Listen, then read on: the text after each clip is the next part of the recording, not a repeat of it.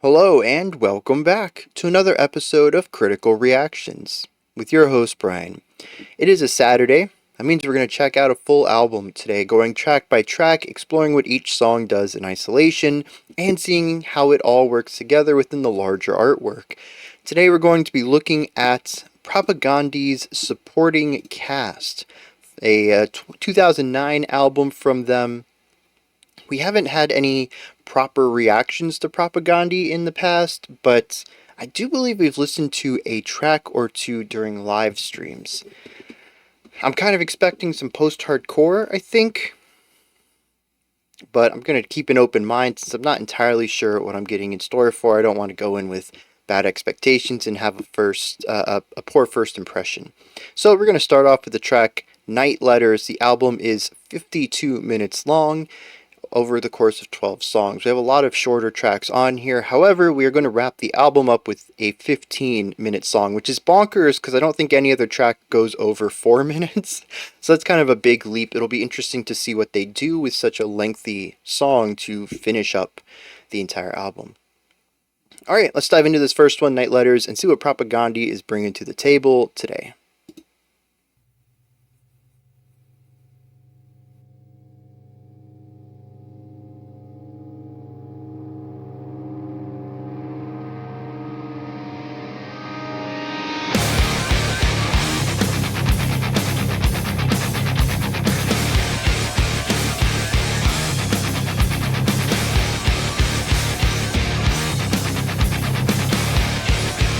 That is a gnarly riff.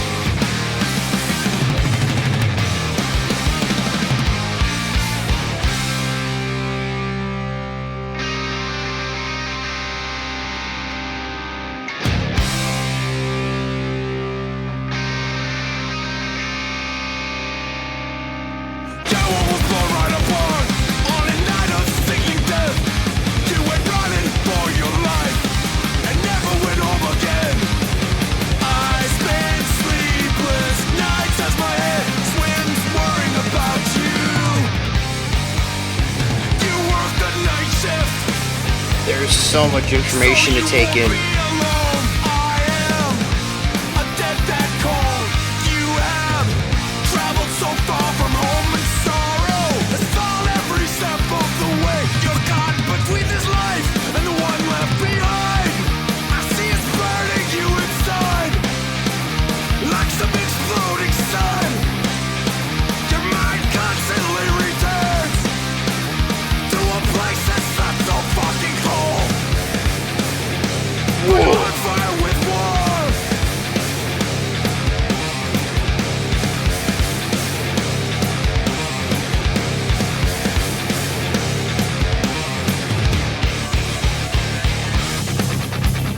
Back to this. Oh, they're playing around with phrasing and length though.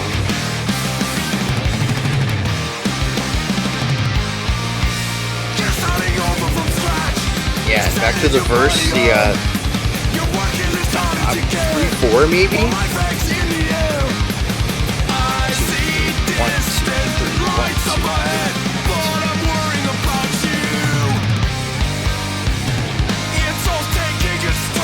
The phrasing is really interesting because it doesn't always line up with the time signature, but that doesn't mean that it's not the time signature that I think it is. I'll explain that later.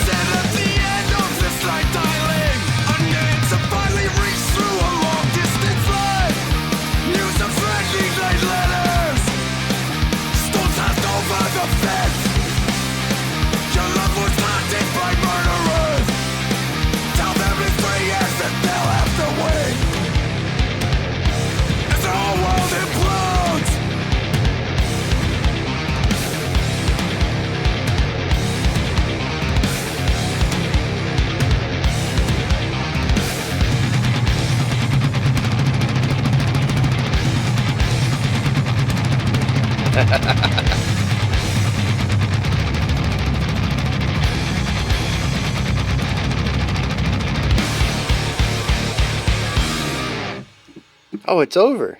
Jeez, that caught me off guard. Uh,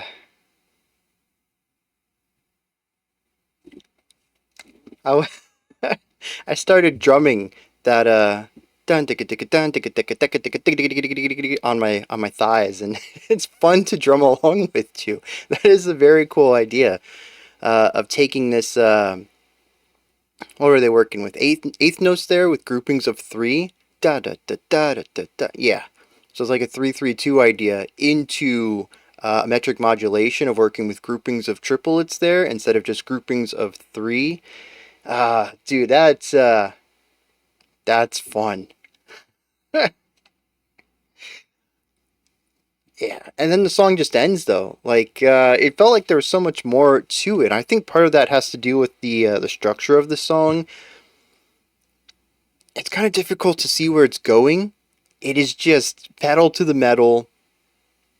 Everything's a blur. The driver somehow knows where they're going, and then they're not crashing into anything. But I mean, it just does things, and you're along for the ride. You're the passenger in this case, and so I never really found any like map to it, any sort of landmarks. I mean, sure, after we had the intro idea and then the verse and then the chorus, and then we came back to a modification of that intro idea into that second verse. I was like, okay, I can see this grouping now of like intro, verse, chorus, but it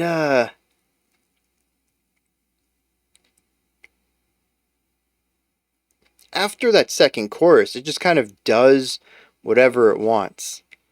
And it's a bridge, and then we come back to some earlier ideas. Like there's if I listen to it again a couple more times, I think I would be able to say, oh, okay, this is the way things are going to go, and kind of get a better understanding of that, and be able to feel out the flow of the song and the mentality of it. But I mean, first time listen, it just does whatever it wants, and there's no real indication of where we are going. It's more of when we get somewhere like, oh, okay, I know this place, but it's like, I didn't know how we got here, and I couldn't anticipate coming back here. So when the song just ends abruptly, there was nothing up to that point that indicated we were moving towards an ending.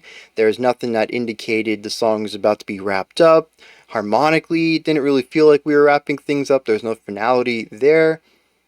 Idea-wise, we were in a brand new section. Why are we going to end the song now? And it just sort of stops. That caught me way off guard. But I guess part of that too is I'm just enjoying myself. I'm having a fun time here, and that's, to me, that's a good sign of things. If you've caught me off guard in the ending, I'm like, oh, it's already over. I was enjoying myself. I was not ready for it to be over. I didn't want it to be over. I think that's some of the best praise I can give. Now, aside from structure and leaning towards ideas and stuff like that, we also have just bonkers rhythmic ideas. And I sort of mentioned this a little bit in the middle, that their phrasing doesn't always match the time signature. And what I mean by that is, in the beginning of the song, I think it was the first... No, it wasn't the first. It must have been the guitar riff then, in the intro. It does not feel like that section is in 4/4. I don't know what it feels like it's in. Never really figured that out. After a couple of attempts to dissect that, I was like, okay, let me just try 4/4, see if that fits. It's a fallback. If everything else feels chaotic, I'll just see if it can fit in 4/4, because a lot of music is in 4/4. And I counted that out, and sure enough, that's in 4/4. Okay, it doesn't really feel like it works that way, but it does. We can break both the first and second part, because that riff was absolutely bonkers, into 4 beats each, and it kind of works. Then we get to the first verse though, and I was like, okay, this isn't 4 anymore. What is it? Well, it's 3. And I started counting that out. 1, 2, 3, 1, 2, 3. But the wild thing was, that instead of lining up with the bars, in which case maybe the vocals would do 3 bars of 3 and then have a bar of rest to create a bit of a punctuation to alter the flow and for the vocalist a moment to breathe. This is pretty typical in a lot of melody writing for vocals. In fact, we've even talked about this often in guitar writing, the 75-25 rule, where the 75% is the cool riff and the 25% is the punctuating idea, what wraps the phrase up. When you're talking about lead melodies, that's usually to wind things down. Sometimes for aerophones to have silence, just rest there. Whereas guitars, it's usually a more energetic idea that adds energy to what you're playing before you return back down to the lower energy idea. A lot of palm muted stuff ends up being in the 75% with a moving run in that 25. So that's what I was expecting here, but that's not how it works. The vocals go until like the end of the first beat of bar 3, so it's like a random place in the middle of bar 3, and that's where the vocals stop, and then there's silence for the rest of that bar, the 2.5 beats that's there, and then the bar after that. It's still a 4-bar phrase in general, it's broken up oddly. And then when you also take the accent points of where the vocalist adds extra emphasis to specific syllables, that doesn't really line up with the 3-beat bar either. It's not like it's on every beat 1 of every bar or every beat 2 of every bar or something like that. And so it doesn't really feel like it fits in 3/4 at all, but it is 12 beats long, and we like to break things up into phrases of 4 bars. It's just, you talk about jazz, you got 16-bar phrases, you got 32-bar phrases. You talk about a lot of popular music, mainstream music, we're looking at 4-bar phrases. It's just the way we like to make music. And so it is 3 bars of 4. No, sorry, 4 bars of 3. But the main melody doesn't really support that. And I think that combination right there of odd time signatures, odd phrasings, and odd accent patterns is what makes many sections of this song kind of difficult to follow. I know it threw me off quite a few times, and I think there's one section in there that I'm not really sure what happens in it. And beyond that, we also have phrasing extensions, where maybe usually it's 4 bars long, but this time around it's going to be 5. In fact, when we brought the intro idea back after that first chorus, we saw an extension of the single note rhythm before we moved into the wilder melodic idea. And we hung onto that. Instead of doing 1 bar of each style of the riff, we hung onto this one for like 3 bars, and then we did 1 bar of the other, and then back to the one. So we had that extension at the beginning that dragged it out a little bit. They play around a lot with the metric feeling of this song. It makes it really difficult to follow along with what's going on, and that again just kind of adds to my overall confusion. It makes it difficult to anticipate anything, and so an ending snuck up on me. Now, as far as influence goes, inspirations, I don't know. We do have some really meaty guitar tones in here. In fact, there was one riff in the bridge that gave me stank face, and that was just such a gnarly metal riff. Sounded very cool, very Rule of Cool style too. Used a lot of pedal tone. It wasn't really intricate, but it sounds awesome. And metal loves doing stuff like that. So we definitely have a metal influence in here, but the chorus is very punky. Lots of high energy, lots of attacks, kind of simple harmonically and melodically, but dense rhythmically and texturally. These are cornerstones of punk music, particularly hardcore, especially with the more aggressive sounds coming out of the band. Even the vocals, despite being clean, have a bit of pressure to them. I think it's mostly volume. It's not any sort of compression or anything like that. But it just feels punctuated and high energy. And so all of this is cornerstones of punk. But is this metalcore? That would be the combination of metal and hardcore punk. And I'm not really sure if that fits. It kind of feels post-hardcore to me in some ways. But I don't know about that either.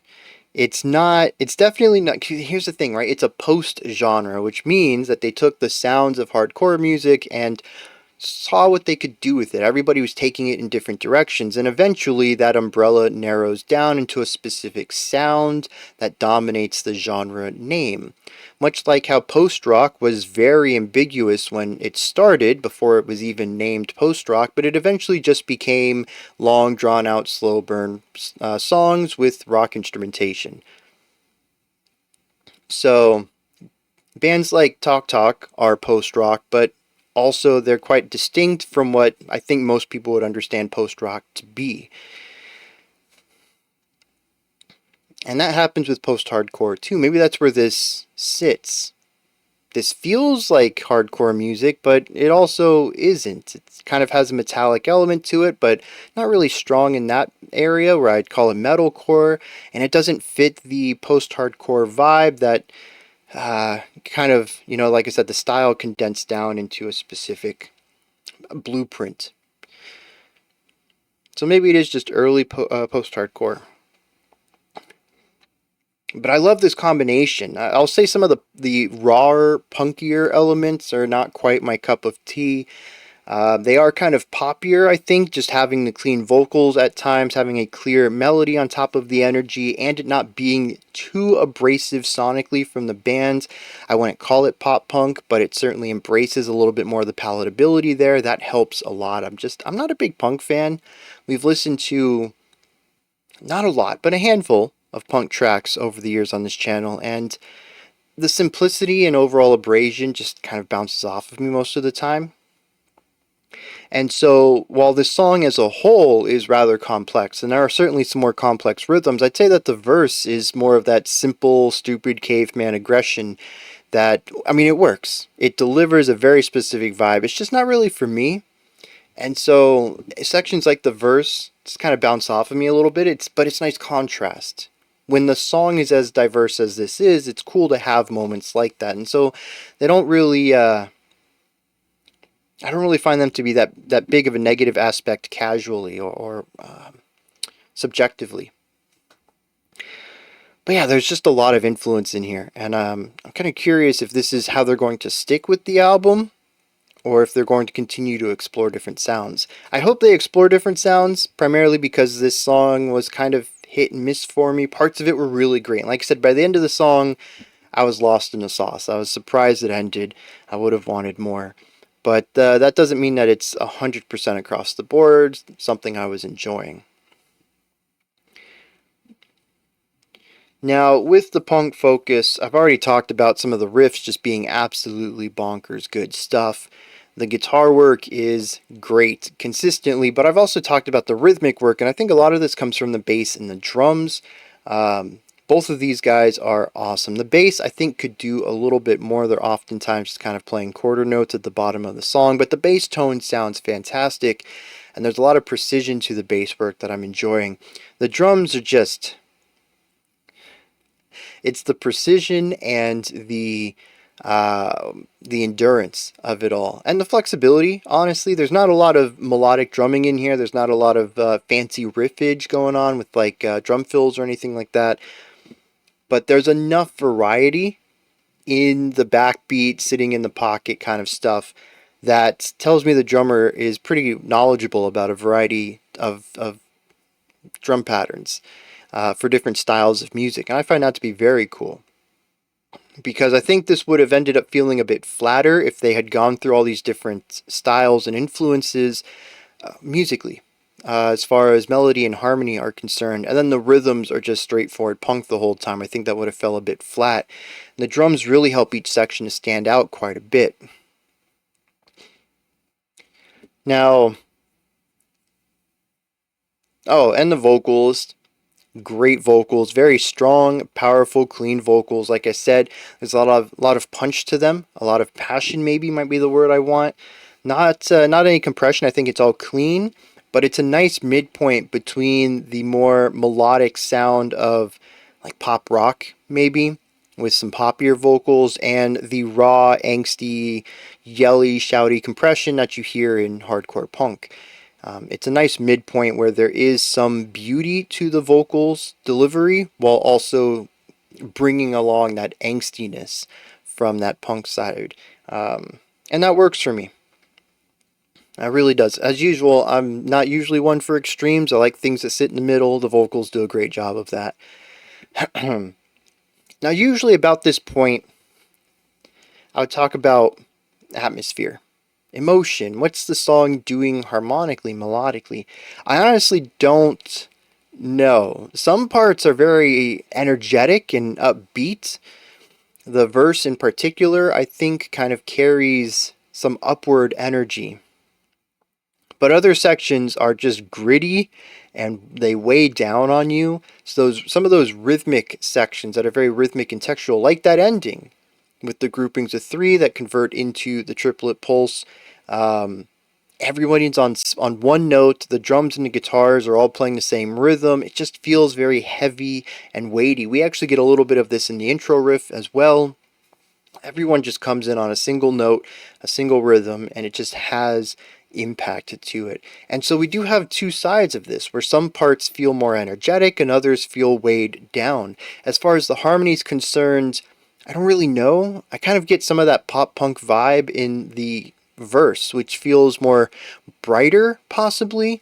It feels right for the section being high energy, but that brightness still kind of shines through in other places too, even in the heavier moments. So I don't know how to interpret that.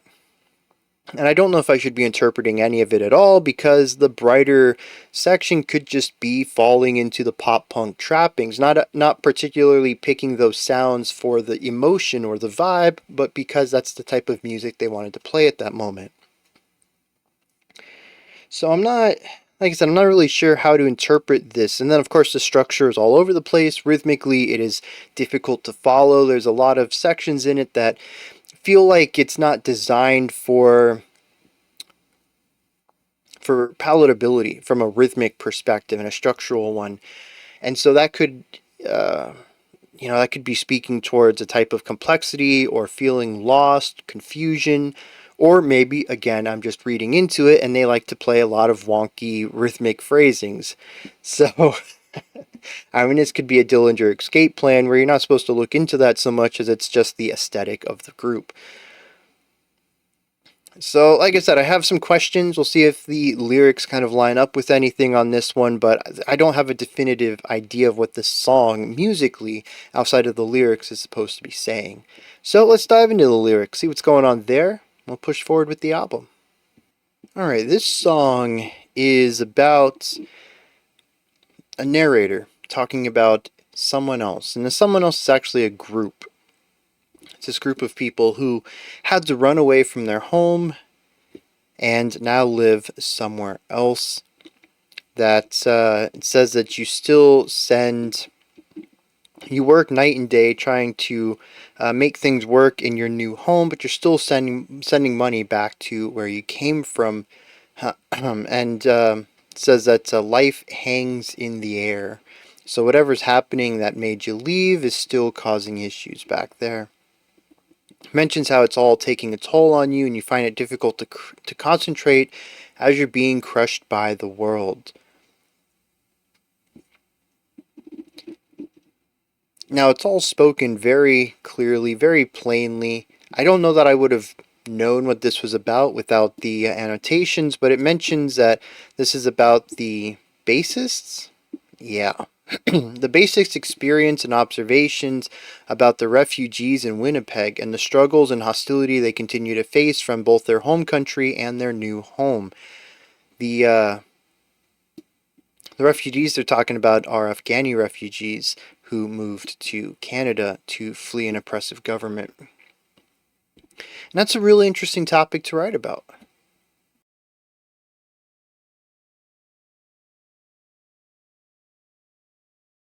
You don't see that too often in music in general, but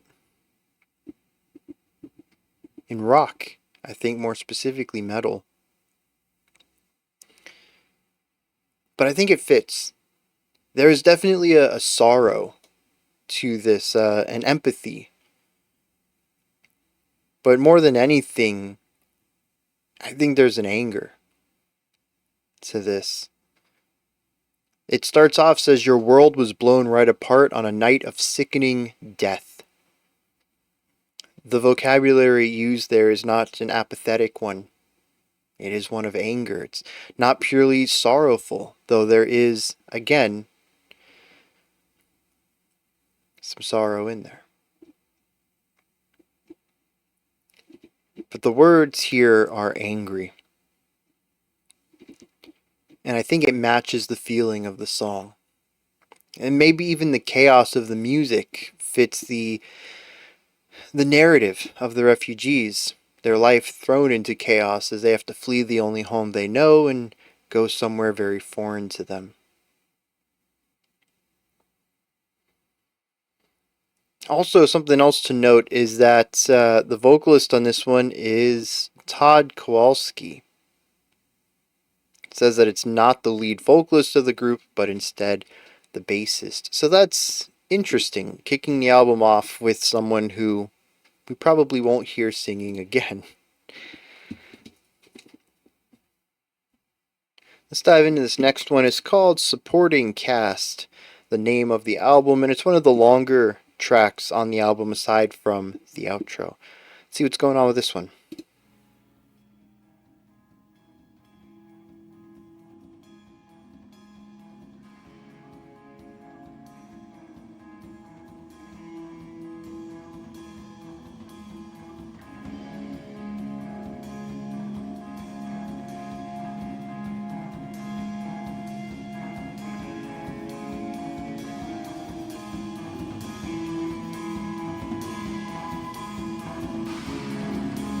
There's still energy, you can hear it in the tom and snare work. Mostly the tom, I guess, but it's more moodier than the last track. There we go.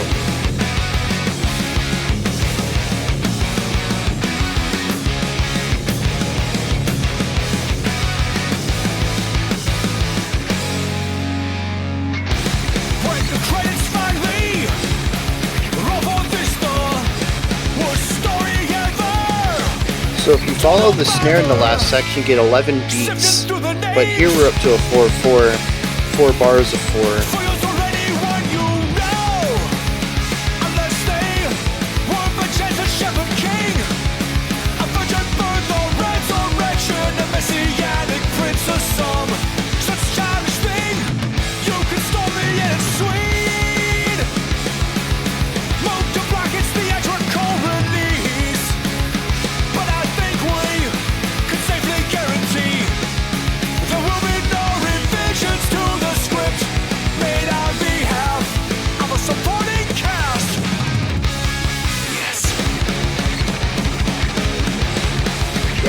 Grittier, more intense post-verse, pre-chorus.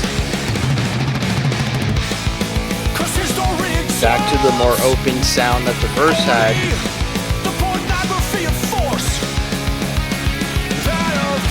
Little moving ideas over here. Oh, of course, not that time.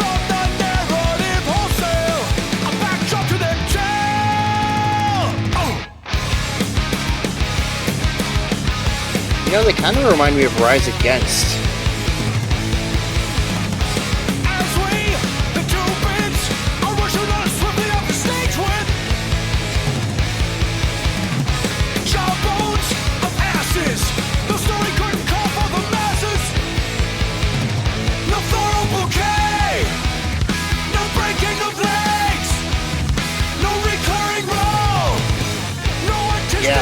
So they used this triplet vibe first as a transition and then applied it to the main element of that section. Very smooth movement.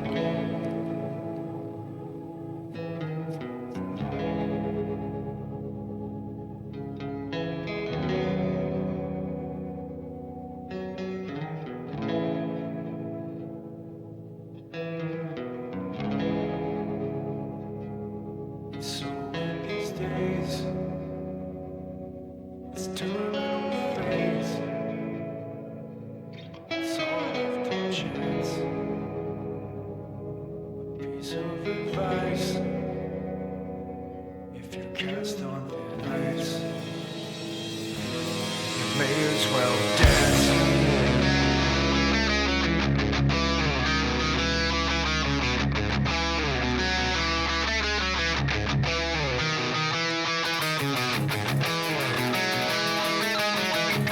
Yeah, so a very energetic, high intensity guitar riff, but we're gonna wait to bring the drums in.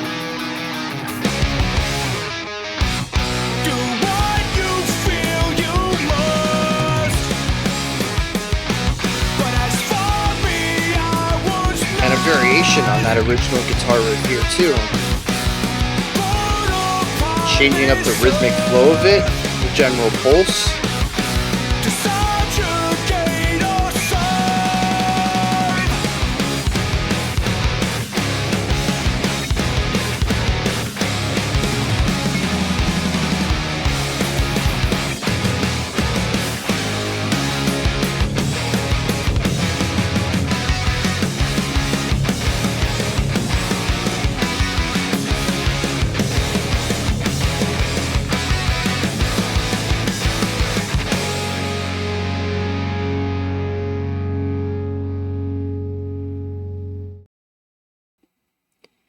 Yeah, so that was a bit more straightforward than Night Letters was.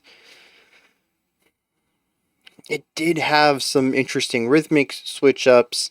Like I said, right from the start, we had the 4/4 coming in on the atmospheric fade in, followed by the 11/4 that we saw if we followed along with the snare on that intro idea, moving into 4/4 on the first verse. And I think we stuck with the 4 throughout until we got to that section just prior to the bridge that introduced the triplet pulse. And you could have felt that in a 3/4 if you wanted. But most of this song was just a high intensity, punky sound, snare on every beat, bass alternating between it, with gritty, punchy, high energy guitar work and a little bit of compression on some quasi shouty vocals. Nothing really changes on that vibe for 90% of this song.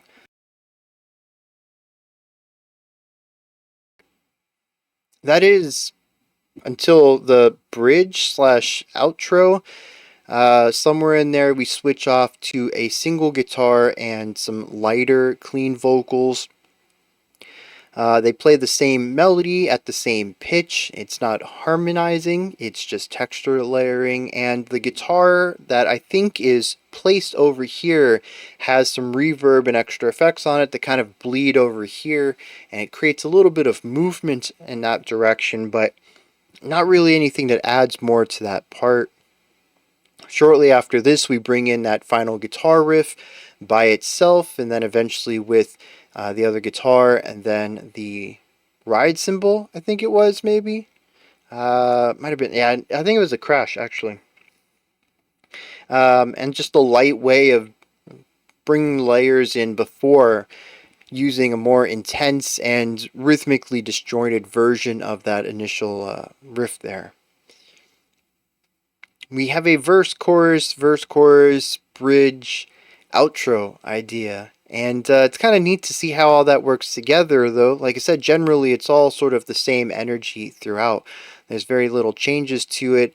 And if it wasn't for that bridge, it would just be running out of 10 the entire song. And at this point, I'm starting to think that musically, we're going to get a lot of this punkiness. But I think the album might have been requested more for the lyrical side, especially if they continue on. I mean, this song is called Supporting Cast, right? I get the feeling it's going to be a rather politically charged album. After listening to the lyrics for the first, I think that's sort of the mindset we're going to be in. And so the music is there to act as a vehicle.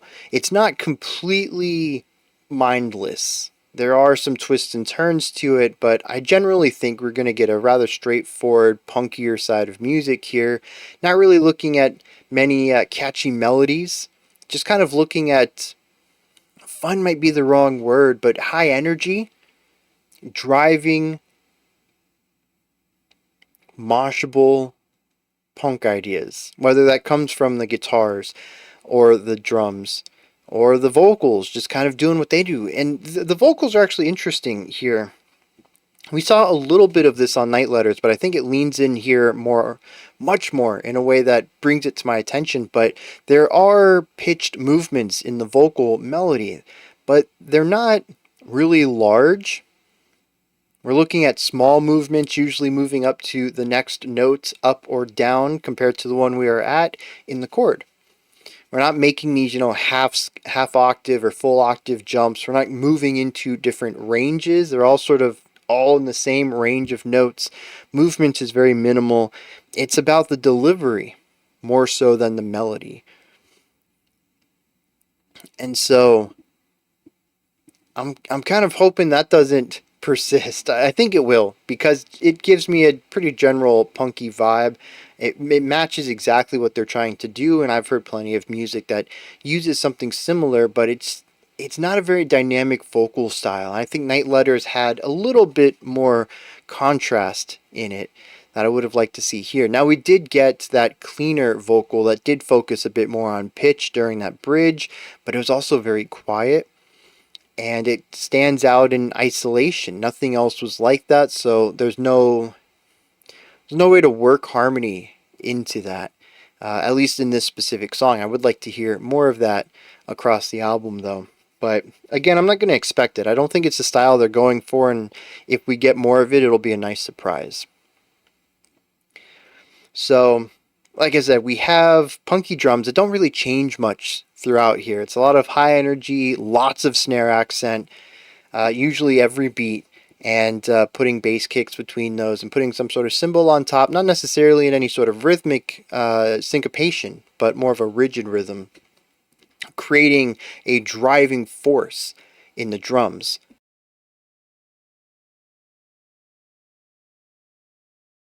The guitars give us some riffs at times, but they can also be just as textural and rhythmic as the drums are. The bass sits at the bottom and just copies what everyone else does. I haven't heard any unique bass ideas yet, although we are only 9 minutes into this album. And the vocals, at least on this track, are not necessarily monotonous and in the textbook definition of being one tone, but they're not very dynamic either. There is, like I said, a lot of simplicity in this opening 10 minutes or so of this album that I think is kind of going to bounce off of me a little bit, though I do appreciate the contrast in the song itself. Like I said, if we look at this lyrically, we have like verse, chorus, bridge, outro. Pretty standard. But if we look at it musically, we have the fade-in intro, we have that initial 11-beat intro, then we have the verse, chorus, then we have the pre-bridge, then we have the vocal and guitar duet thing going on. Then we have the outro riff that gets converted into the final outro riff where the vocals come in. There's a lot of nuanced change and a lot of different sections in here. And it's that contrast that I think is going to keep me personally invested in the music. It takes, whenever the vocals are around, they kind of aim for more of a standard hardcore sound. But when they're not around, they get very playful with things, with rhythm, with phrasing, with structure. And I find that to be really interesting. It keeps me on my toes, though I do find that I can be off my guard a little bit when the vocals are present and just sort of enjoy the vibe that they're going for in those moments. Let me dive into some lyrics on this one and we'll keep pushing towards track 3. Well, this is a bleak set of lyrics.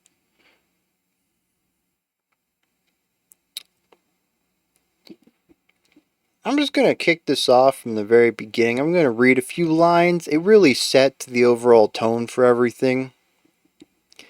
It says, when the credits finally roll for this, the worst story ever told, don't bother sifting through the names for yours or anyone you know, unless they were, by chance, a shepherd king, a virgin birth, a resurrection, a messianic prince, or some other childish thing. You can storm the edit suite or move to block its theatrical release, but I think we can safely guarantee that there will be no revisions to the script made on behalf of a supporting cast. with Caste, of course, being a double entendre there. Of course, we're talking about a film release metaphorically, which would be CAST, but we're also talking about the world and life and what are those called? Social groups. That's not the word I want. Class, social class. There we go. And so we have CASTE, a group of people. The idea here is that humanity is telling a terrible tale. And anybody who isn't lucky enough to be, as they said, a shepherd king, or a messianic prince, or anything else that would have your name written down in history books, you're just going to be forgotten. And we can try to change things. It says we can storm the editing suite, but no revisions are going to be made to this script. Nothing we can do is going to change the way that this tale of humanity pans out. Because we're not rich. We don't have power. We mean nothing in the grand scheme of things. That's the general gist here. It goes on to talk about how most history is preoccupied with, as he says, the murderers and the psychopaths, those who would wage wars, and how most of the wars are spoken about. Primarily because, they're important in the grand scheme of things. The borders that we use to, justify all sorts of things in this world. The ways that we divide up pieces of land for ownership, it's all based around wars. Who's good and who's bad is decided by wars. So, a lot of our history, as he says, exalts murderers and psychopaths. And of course, we're just a backdrop to that. Says that we get ushered on and swiftly off of the stage, that there's no curtain call for us, no floral bouquet, no recurring roles, and no artistic controls. He says so. In these days, he calls it the terminal phase. One piece of advice? Just dance. Even if you're cast on thin ice. Says there's nothing you can do, but just do whatever works for you. The outro is 4 lines. Do what you feel you must, but as for me, I was not put upon this earth to subjugate or serve.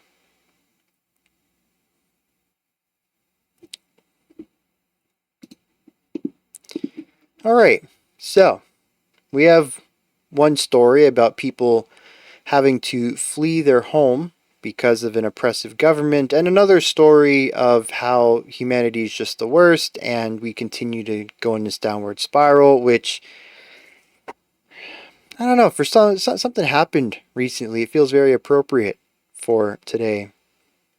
Couldn't tell you what that is, though. Just something really bizarre that feels like the worst way this story could have been written, and the script would have been nice to have been changed. We're going to be moving on, though, and I'm not hoping for anything more upbeat, but maybe we can get out of this darkness for a second. Awkward chuckling is not going to get me through this album review all the way. It's going to wear its welcome pretty soon, isn't it? Anyways, track number 3, Tertium non Datur. See what's going on here.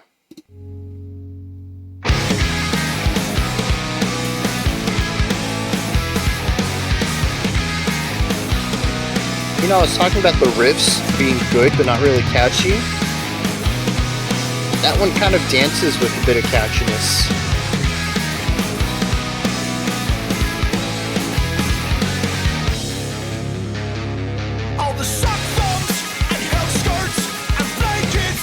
Yeah, the contrast between the high and the low.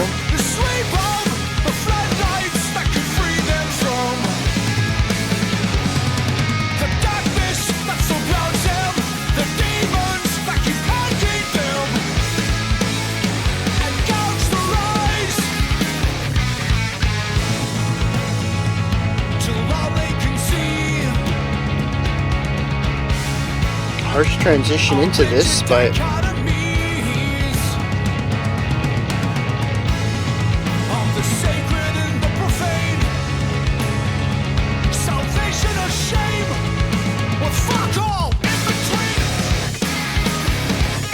oh, there's a little tempo shift in there too. This is a hair bit faster, and this is a hair bit slower.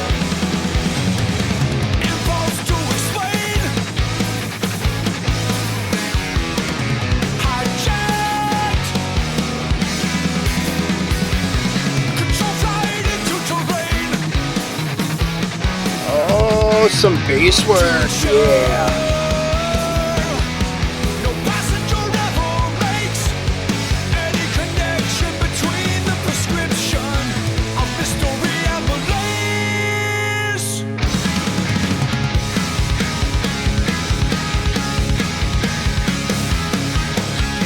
I think one of the few times I've heard the two guitars do two different things.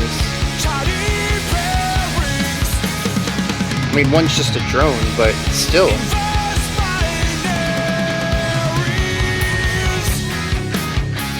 Oh! Yes, this variation on that. Oh, and the cymbal work.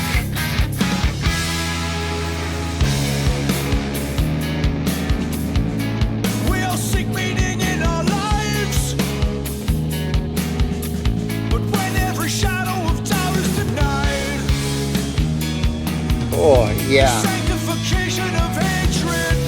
Dude, all the syncopation in the back half of this song is really getting me.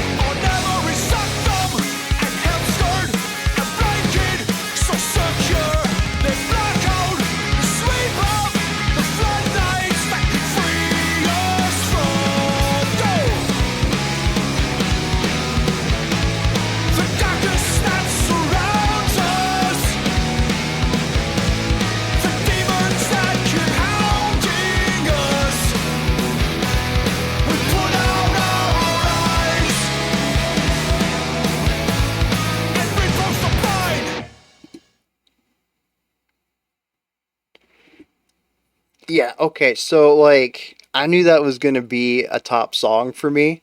Only about, I don't know, a minute and a half in. There was just a lot of things clicking with me. I like the massive contrast right there at the beginning. It starts off, we got a cool little lick that comes in, then we have that high versus low, that dun dun dun dun dun dun dun dun. That was pretty cool. I dig that. And then we have like the punky drumming, the high energy vocals. I was like, okay, you know, we got more of this stuff. This is what I expect from them. And then that second section, though, brings it down. The vocals focus a bit more on melody. I was like, okay, cool. We got some contrast here. We got some stuff I was asking for. I was like, okay, we're only 3 tracks in, right? There's a lot of music ahead of us. But I wrote down, I keep a list of the songs I enjoyed off to the side. And I put down number 3. I don't know if y'all know, I keep a spreadsheet for myself. I keep track of everything I listen to and watch and read and play. It's just a big media database. I'm a stats nerd, so I like seeing it all. But anyways, I like to keep track of what my favorite songs were on an album too, so that if I forgot what the album sounded like, I can go back and listen to what really clicked with me, at least the last time I listened to it. And so, yeah, Tertium non Datur, I think it's in the runnings for my favorite right now. I mean, there's, like I said, lots of music ahead of us. That's the one, though, so far. That's just, yeah. But anyways, at this point, I had already written favorite here. And then the back half showed up and just, what? This was phenomenal. Much like every other track, we started exploring new sounds around the halfway point. This is, I think, becoming who they are. And kind of set up an A and a B section, jump back and forth between them a little bit, though we didn't really get a back and forth here. And then the back half is a bridge which explores new ideas and variations on ideas before returning back to either an old idea to wrap the song up on or a brand new fresh one to wrap the song up on. I don't think we've heard variation on past idea yet. We either just repeat something from the past or we continue the idea of continuously rolling out new ones. I will say though, at this point, we are only, I don't know, like 13, 14 minutes into this album, and it's wild how many riffs and drum parts we've heard so far. Like I said, the drums are kind of bleeding together a little bit for me, but there's still quite a few drum ideas on here, and just as far as unique sections, maybe not necessarily that one specific instrument is doing something new, but all the instruments together are creating something that feels different. Maybe not completely fresh, but new still. Nothing in here really deviates from the sound that they've been going for from the start, but they have a lot of different ideas already, and they jam pack these tracks full of them. I mean, even on track 3 right here, within the first minute and a half, we had heard 3 different ideas. That's an average of 30 seconds each. It's wild how fast they move between these. Nothing really sticks around for too long. They're always exploring something else. I don't think all of it is a hit, but none of it's really been a miss either. Every riff has been at least a 5 or a 6. It's been good. I think people see 5 out of 10. They're like, oh, that's not too great. That's literally mid. That is like good. The bare definition of good. Anything below that would be bad. Anything above that becomes great to awesome to excellent. It's where you start exploring some larger positive words. But I really think 5 out of 10 people see that as bad. But honestly, that's good. It's not bad. It's not great. It's fine. It's right in the middle. When did the middle become terrible? I don't know. Anyways, I'm going on a little tangent here. Like I said, every riff on here has been at least a 5. Some of them go up to like 7 and 8. There's some really cool stuff in here. Just how do you cram so many musical ideas in here and not have any that just are terrible, that just kind of bounce off of me? This isn't even my kind of music, honestly. I think I would listen to this casually, but it is a bit punkier than I typically listen to in that post-hardcore, leaning a little bit more to the hardcore and less of the post, the exploration of the hardcore. But it still works for me in a lot. Oh, you know who would like this though? Because like I mentioned Rise Against, and I think they are a proggier Rise Against. But my sister loved Rise Against. I wonder if she's ever heard of this group. I'll have to play her something. See if she likes them. I forgot what I was doing here. The back half of this, though, we come in with a new guitar idea, which I thought was pretty cool. We eventually layer in a second guitar under it. It's just a drone, but still most of the guitar work has been singular in focus. Not even really much harmony. We did have the back and forth, but to me that was more placement. It didn't sound like 2 guitars. One guitar could have played both of those. It's just that the lower tones were left panned and the higher tones were right panned.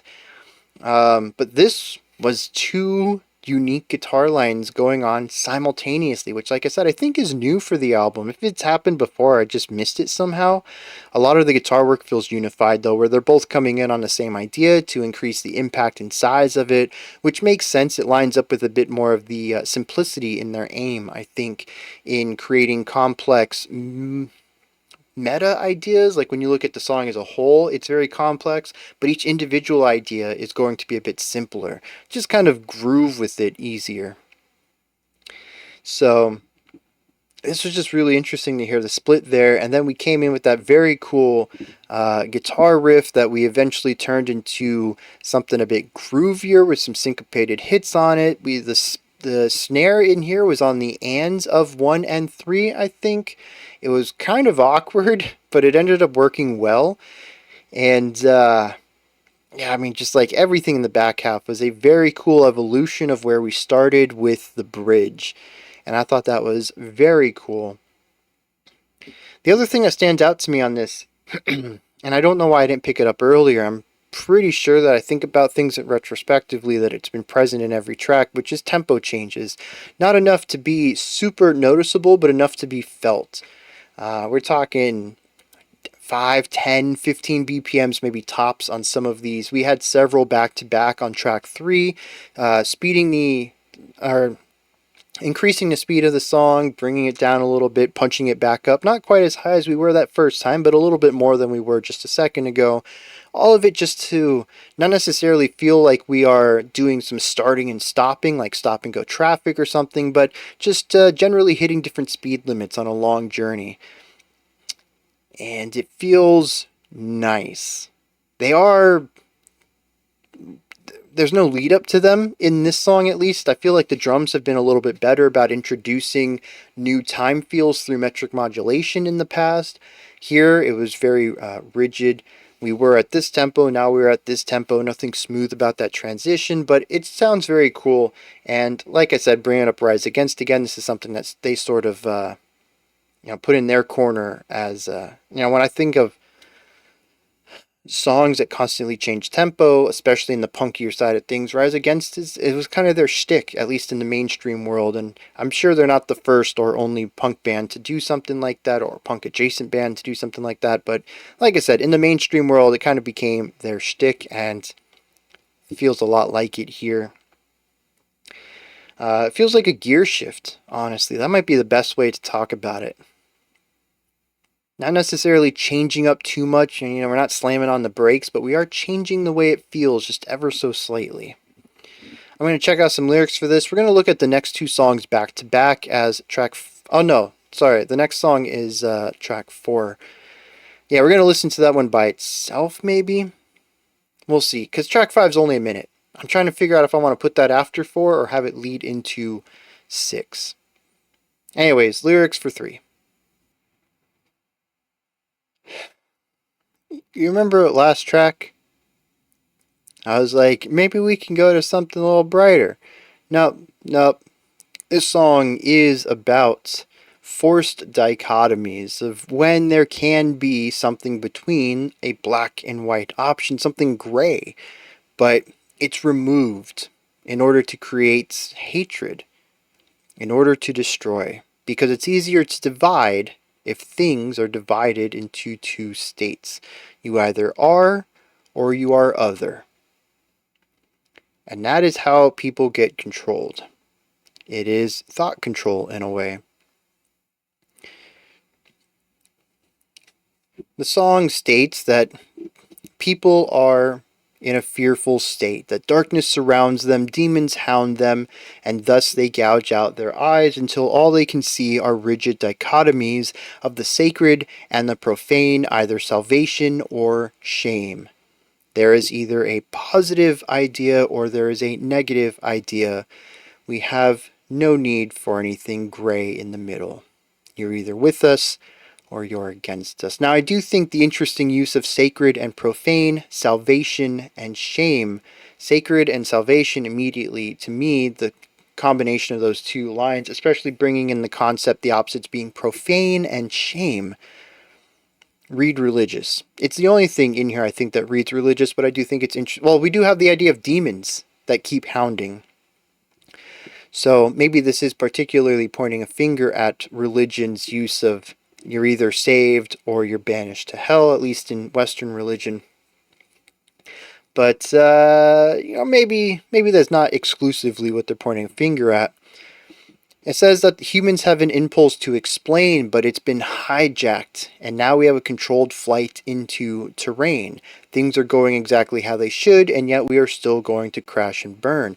It says to ensure that no passenger, hypothetically within this flight, but also more metaphorically, just anybody, will ever make any connection between the proscription of mystery and malaise. There is no room in the middle to meet anyone, to extend an olive branch.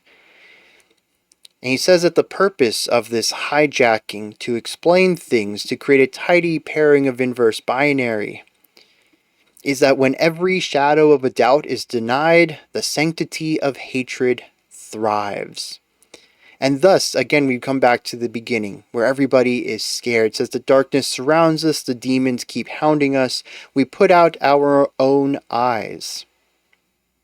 And now we have an additional line to this that says, and reproach the blind.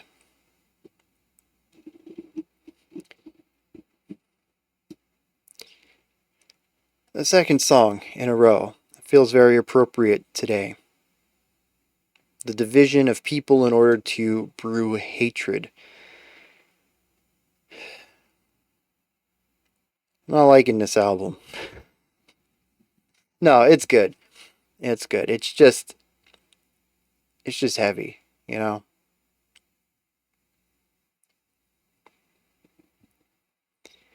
And it sucks. Too, I think, I feel like I bring this up too often. The album came out in 2009, 15 years later, and it's still accurate. I mean, 15 years isn't that big in the grand scheme of things, but the fact that, you know, I just went over this too. What song were we listening to? I think it was like from the 70s, and I was like, it's still accurate today. Why has nothing changed in 50 years? I know change is slow, but I guess it just feels weird. As technology increases so quickly, it feels like we're in an age where change just in general should happen quicker, and I feel like it's actually slowed down. But it might just be that I wasn't in history, so, you know, I read it in a textbook or in an encyclopedia, and it feels like things went by quicker. I don't know. Let's get to the next song before I spiral into a deep depression and weep uncontrollably in front of a camera.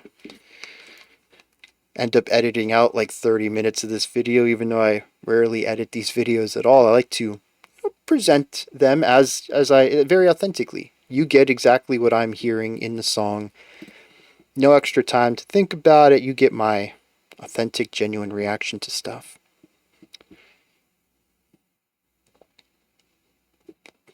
Anyways, Dear Coach's Corner. This is not a great title. Where are we going with this?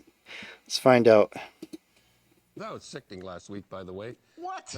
What is going on with you here? No, it's not. What is this stuff on here? We're Hockey Night in Canada, and we're talking about saving the world and all that stuff. Let's talk hockey. Well, that's the whole idea behind December the 25th. Let's talk about some good guys. Okay. Let's talk about the troops.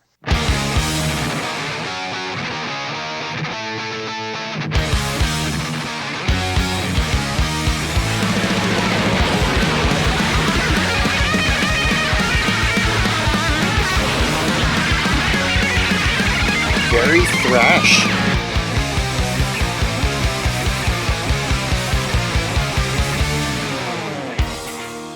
Dear Ron McLean, Interesting shift. Dear Coach's Corner, I'm riding in order for someone to explain to manage the distinction. Yeah, and talking about between these mandatory melodic jumps, we're starting to see more of it here. and the rallies at Nuremberg. Very atmosphere, very moody.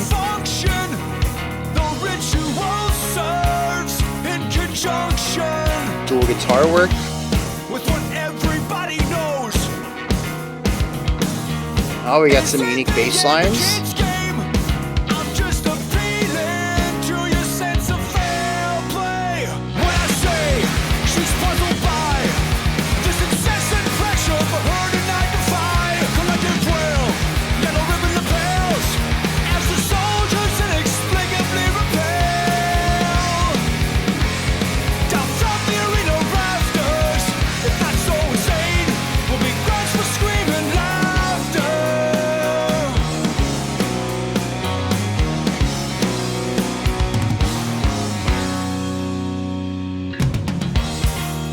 Dear Ryan McLean, I wouldn't bother with these questions if I didn't sense some spiritual connection. We may not be the same, but it's not like we're from different planets. We both love the skin so much we can hardly fucking stand it. I'll burn a board, prairie raised, ain't a sheet of ice for the 501 plate. Head on to the Gatineau, every thunder moon rim childhood that I know. I think this is another 11/8 section, Somehow connected. but it's alternating between the 11/8 and then 4/4. Go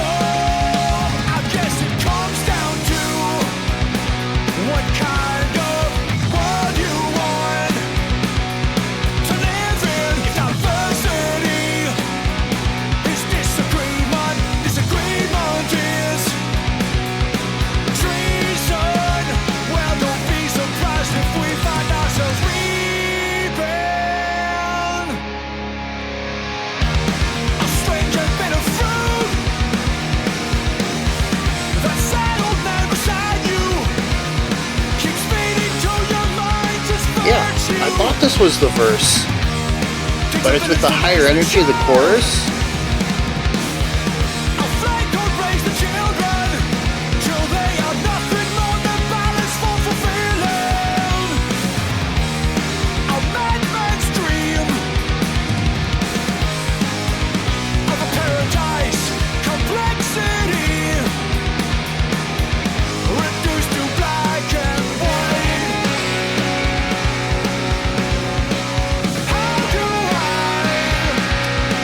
That's what it is.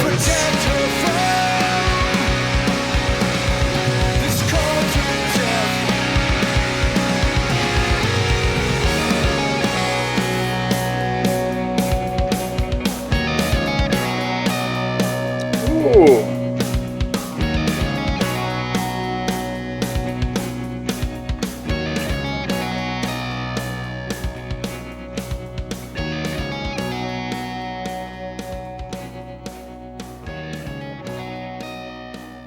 So there's been a couple of passages on this album, chord progression wise, but also the melody that sits on top and the harmony that's being created by the chord progression and the melody. I've been trying to figure out what it's reminded me of, but I think it's Tsunami Bomb, particularly their final album, where they kind of moved away from the aggressive punk sounds and explored more of, is there alt punk? Is that a thing? More of like an atmospheric rock sound with still some of the punk intensity. That's what some of the harmonic stuff on this album, and particularly this song, really reminds me of. So this was interesting.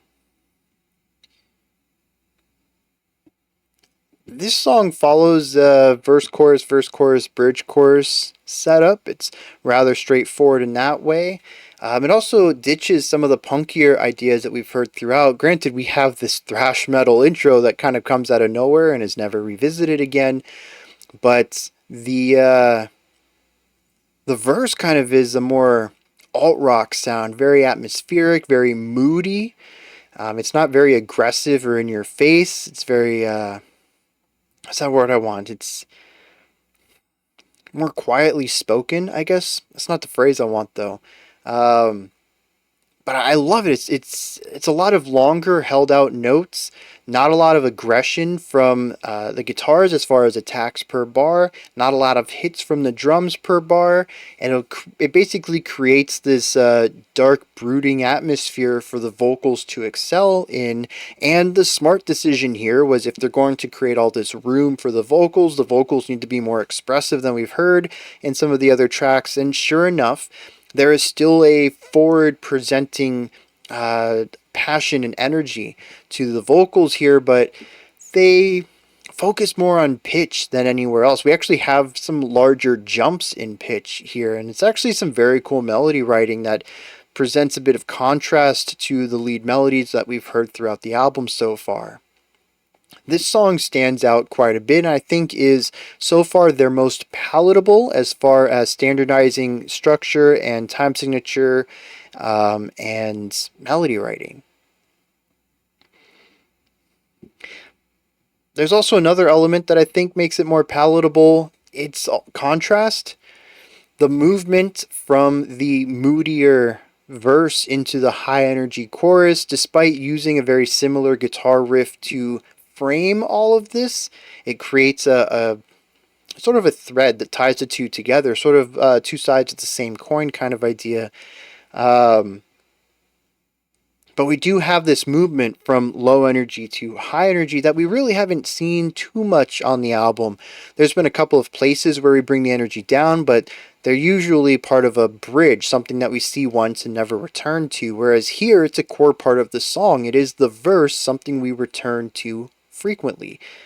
And this feels more in line with the standardized idea, the basic blueprint that post-hardcore became, and also the standard blueprint for a lot of mainstream hardcore-based genres, such as post-hardcore or even metalcore.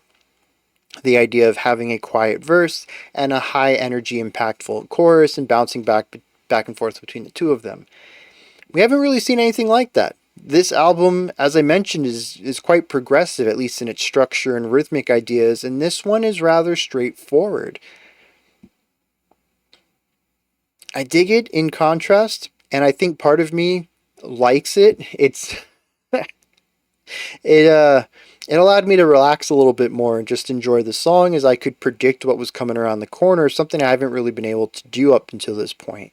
And even that was kind of unpredictable in itself at the beginning of the song, and I'm not going to lie, around the midpoint when we went into the bridge, I was quite a bit on guard, really focusing in on what was going on, expecting some wild changes in the back half of the song. That didn't really happen though. We explored a bridge, we had a little bit of a guitar solo in there, something I don't think we've really heard of elsewhere, and returned back to some older ideas, bringing that final chorus back in. So, like I said, very straightforward in a way that's kind of unexpected. Very neat stuff. This song also featured quite a bit more of the split guitar idea that I mentioned happened in track 3, but we hadn't really seen too much of in track 1 and 2. Both guitars are just kind of doing their own thing. Sometimes I think it works really well, other times I think it's just fine. We have something that's a bit more atmospheric. I don't think we have anything that was just drone like we saw on track 3, but primarily just chords, and then the other one has more of a lead riff to it. It works, it's functional, there's nothing wrong with it, just nothing that stands out to me either. Although on the term of riffs, or on the topic of riffs, there are some really catchy ones in here too. I thought that was pretty awesome, and it's nice to see them sort of explore more of that side. I think they do a great job with catchy melody, particularly in this song and track 3, something I'd like to see more of going forward. Like I said, tracks 1 and 2 just aren't really memorable to me. Part of that is just the general chaos of both of those songs structurally, but the vocals also focused on less movement, less pitched writing, and more of a texture-based writing. And so this track, I think, just clicks with me more in that realm. And it's just easier to follow along with, which, easier to follow along, more palatable, stronger melody. These aren't good or bad things, but they are things that I think most people look forward to in music, and I do think that this is probably their most palatable track on the album up to this point. And I think that's everything I wanted to bring up for this one. I really want to say something about that intro, but dude, what do I say? It's not connected to anything else. It's kind of a standalone thrash metal idea. The song never revisits it. It never acknowledged that it ever did that. It's something, man. I don't know. Wild stuff. We did have the skit in the first 20 seconds, so I don't have much to say about that. I guess we'll talk about that now with the lyrics, but it did kind of catch me off guard. It was kind of funny, I think. A couple of moments had me chuckle, but nothing that had me, heartily guffawing or anything like that. It's like the widest phrase I think I've ever used on this channel. That's worthy of a hearty guffaw. Geez. Let me look at some lyrics for this and see what's going on. Alright, here we have another heavy topic. Apparently it opens up with Dear Ron McLean, Dear Coach's Corner, but this is a real person, a real thing. Coach's Corner is a thing that pops up between parts of a hockey game, between the first and second periods of games during Hockey Night in Canada. And it's hosted by Ron McLean and Don Cherry. It says, I'm writing in order for someone to explain to my niece the distinction between these mandatory pre-game group rites of submission and the rallies at Nuremberg, specifically the function the ritual serves in conjunction with what everybody knows is, in the end, a kid's game. I'm just appealing to your sense of fair play. So, when he says these mandatory pre-game group rites of submission, it's the what do they call it? Military exhibitions that happen before games. We have them here in the States too. Football,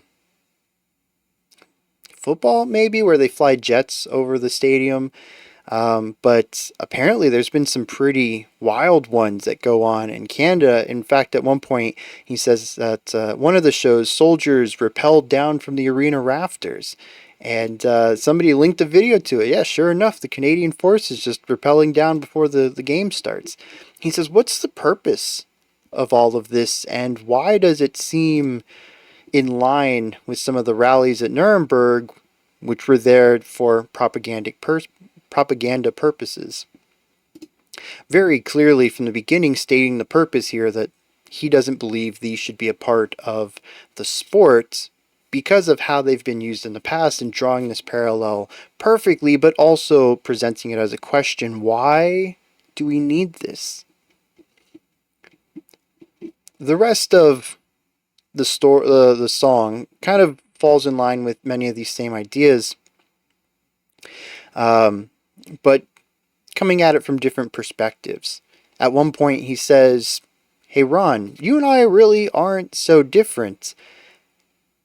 We both really love this game, but why do you think that we need this here where I see that it's kind of wild and ridiculous?" He says, after all, this is just kind of like a kid's game, right? It's just hockey, man. It's not like it's anything wild. It's just hockey. Why do we need this big display at the beginning of it? He wraps it up, though. Things get a bit seething and biting. He says that the old, sad man that sits beside you just keeps feeding to young minds his virtue. It takes a village to raise a child, R-A-I-S-E, but just one flag to raise the children, R-A-Z-E.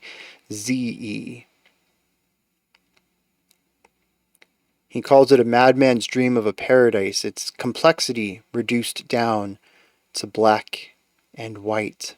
No middle ground, something we just got done exploring on track 3. The final line of the song: how do I protect her, his niece, from this cult of death? It's interesting that this is a Canadian song. I never really took the Canadian to be very nationalistic and militaristic. This song feels very applicable to Americans.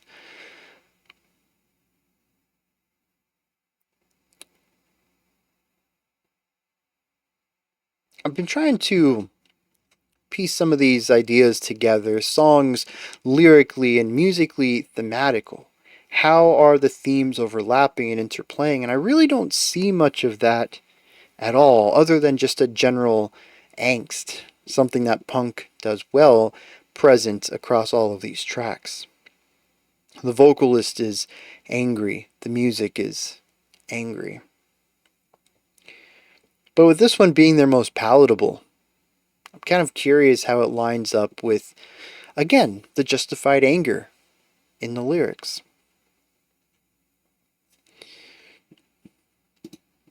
As far as tracks sit, we are a third done with this album. As far as time goes, we're more than that. I'm starting to get a very clear idea of what I'm in store for here. And it's what I've talked about. We have angry, punky ideas, musically and lyrically. We have some more progressive ideas as far as structure and time go. And topics are heavy. I'm going to take a moment to read a little bit about the band and the album, see if there's anything I'm missing. Other than that, we're probably going to do tracks 5 and 6 together. We'll push forward with the album from there. Alright, not a lot to go on here, especially not anything I haven't figured out on my own already. What I did find interesting is that they're a Canadian punk rock band that formed in 1986.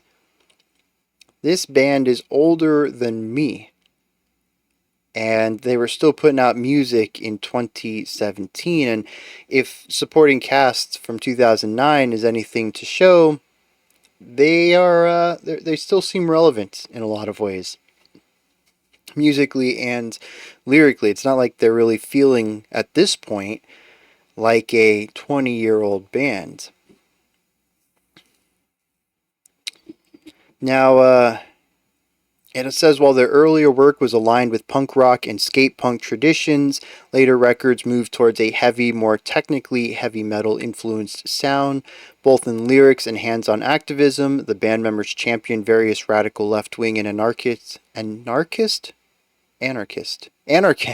causes, and have taken vocal stances against human rights violations, sexism, racism, nationalism, homophobia, imperialism, capitalism, and organized religion, which the organized religion makes sense. We've seen that in at least one song already. Now here's the other thing that kind of stood out to me that I thought was interesting, was that this was the first release with the second guitarist. I went and looked and saw if maybe this was just a new second guitarist, but no, all of their other albums, they only have one guitar player who is also the vocalist. I wonder then if some of the previous albums don't have a lot of dual guitar lines on them. It would explain why we have so many tracks on here that kind of focus on a unification of guitar writing where both guitars are doing the same thing, and that the split guitar ideas is a bit of a rarity. Now, granted, again, we're only a third of the way through this album, so maybe that's going to pop up less frequently. Maybe it'll pop up more frequently as we go through. The final thing I want to add on to, though, is that I mentioned the final track is 15 minutes long. That's technically accurate, but there's several minutes of silence in there, as there's an excerpt and a bonus track at the end. The bonus track is a cover. I haven't decided if we're going to do it yet. However, it's not a bonus track, it's more of a hidden track, right? I don't do bonus tracks for these, but it is part of the original released album, so I suppose I should, right? I'll figure that out as we get further into this. For right now, though, let's dive into the next couple of tracks. This is Your Life and Humane Meat.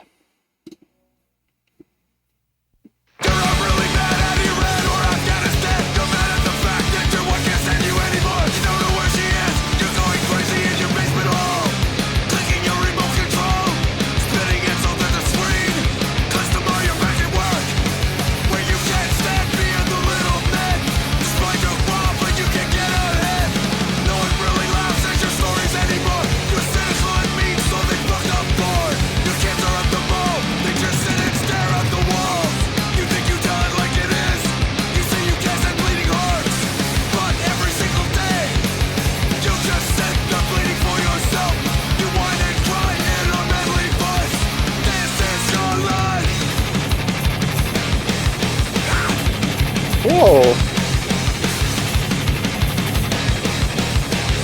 Yeah, so very driving, very metallic, very in your face.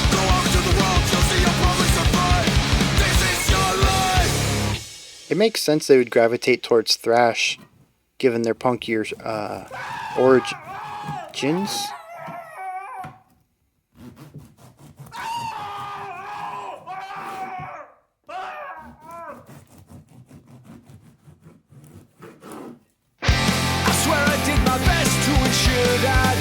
His final moments were swift and free from fear,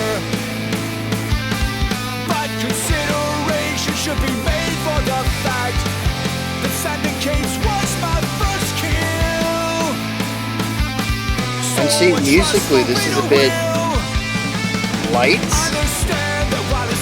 It's very bouncy. Harmonically, it's not dark or heavy. Like conscious objections, they were in reality. But the lyrics are not going to be light, I promise you that. It's an interesting thing there. Every single hair from his body gently placed his decapitated head in a stock pot, pulled off his flesh and made a spreadable head cheese. 'Cause I believe that one can only relate with. Like the harmony there. Another living creature by completely destroying it. I'm sure Santa's friends and family would appreciate this. The little throat clear off on the side. Now so moronic it defies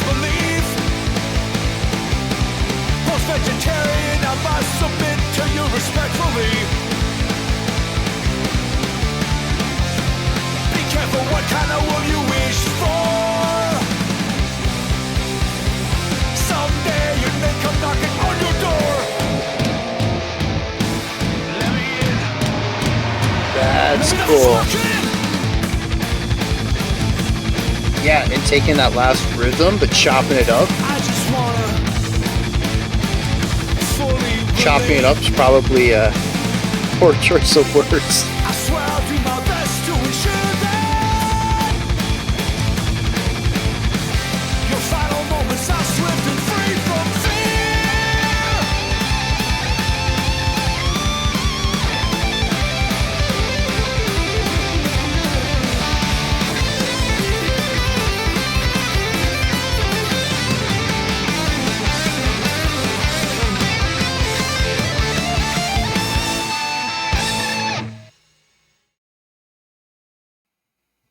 All right. Yeah, two very straightforward songs. It's interesting. Actually, this is now 3 back to back if we include Dear Coach's Corner. All of the wild structure and time signatures that we saw in the opening 3 tracks have kind of been missing here entirely. We have a little bit of intensity lowering in this last track, Humane Meat, but it's mostly for a moment's pause, a way of creating a breath point in the song, a way of introducing a moment of pause for contrast, for effect mostly, rather than taking the whole song down to a lower intensity level for an entire section. It feels more like pacing more than anything else. Both of these songs also had a hyper focus on high intensity, although in 2 completely different ways. This Is Your Life was very thrash metal. Like I said, they're playing high intensity hardcore punk anyways. Thrash metal is a really great transition point to get from punk into metal, particularly because of the high energy, straightforward ideas and high tempo. It's mostly, as far as I can tell, a shift from chords to riffs, and mostly from changing the guitar tone to something a bit more buzzsaw, a bit sharper in tone. But other than that, the 2 styles merge really well. And so hearing that thrash metal stuff in This Is Your Life, with I guess maybe even a little bit of early death metal intensity, it's a natural fit. It's definitely a large leap from some of the sounds that we've been listening to, especially after Dear Coach's Corner, but it's not like we haven't heard anything metallic on the album yet at all. Night Letters introduced some more metallic riffage in it, and I even commented that I felt that that might be some adjacent thing to metalcore over there. Not quite as metallic as I would want in order to have confidence in calling it metalcore, but definitely introducing metallic elements. And I think it makes it very clear moving into This Is Life that it's almost sort of a setup, a foreshadowing of where this album can go at times.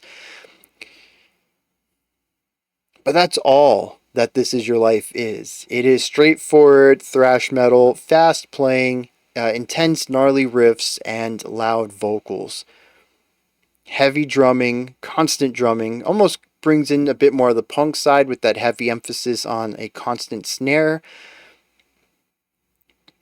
That's the whole song. It's 64 seconds of angst. But Humane Meat is also a high intensity song, though this one leaning a bit more on the punkier side. Harmonically, it's rather bright. Like I said, there's nothing really heavy or dreary or negative in the harmony of it. It is very aggressive, though, in its intensity and beat and tempo. It's very fast. There's a lot of offbeat hits in it, too. It is, interestingly enough, rather dancey. It's not something I would headbang to as much as something I would skank to, which fits the whole punk vibe that they have going on. The end of the song brings in something a bit heavier in sound, particularly coming from the guitars, but nothing that really changes the meat of the the core of the song too much. We do get a cool rhythmic idea that eventually gets chopped up. Again, I'm going to use that phrase poorly. and gives us this cool disjointed, syncopated staccato thing going on. I thought that was a very cool adaptation. Not only just that we took an idea and created a new version of it, but also that I think the reinterpretation of it worked great, a lot better even than the original, which I thought was a nice transition idea, but wasn't really strong enough to stand on its own. And so they kind of did use it as a springboard to get to the final, like 30 or 40 seconds of the track, and introduce this new version of it and kind of form that as the true use of this guitar lick. So that was a very cool way to wrap the song up. We are seeing more melodic movement in the vocals. I still think maybe track 2 was just not a great showcasing of it. Everything after that, though, this vocalist has showcased more and more pitch-based usage in their singing. It's still shouty, it's still gritty, it still has a bit of that extra passionate delivery to it, but it's just not so much focused on one specific note or the one above it and the one below it anymore. And we're starting to see, or maybe I'm just adapting to it, because now that I think about it, it's not like Dear Coach's Corner, which actually had some big leaps to it. Humane Meat also focuses on these more narrow lines. If you take the highest pitch and lowest pitch, you're not going to have a very big gap there. But I think I'm just hearing more of the micro nuances of when there are rising and falling pitches to it. But yeah, I mean, here's the thing, right? At the halfway point track-wise here, anyways, this album does what it does very well. It is high energy, high angst, angry, driving, somewhere between punk and metal music. In the 6 songs, we have heard a variety of sounds. I would say that most of these tracks stand out on their own. None of them really bleed into the other.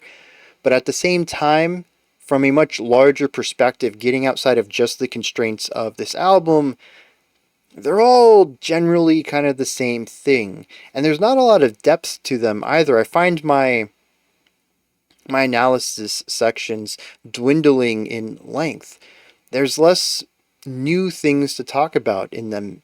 We have driving drum work, a lot of snare focus, usually snare on every beat with some sort of bass kick to syncopate around it, some light cymbal work. I have pointed out when the cymbals get very cool, but it is a bit of a fleeting idea. We don't talk about that too often.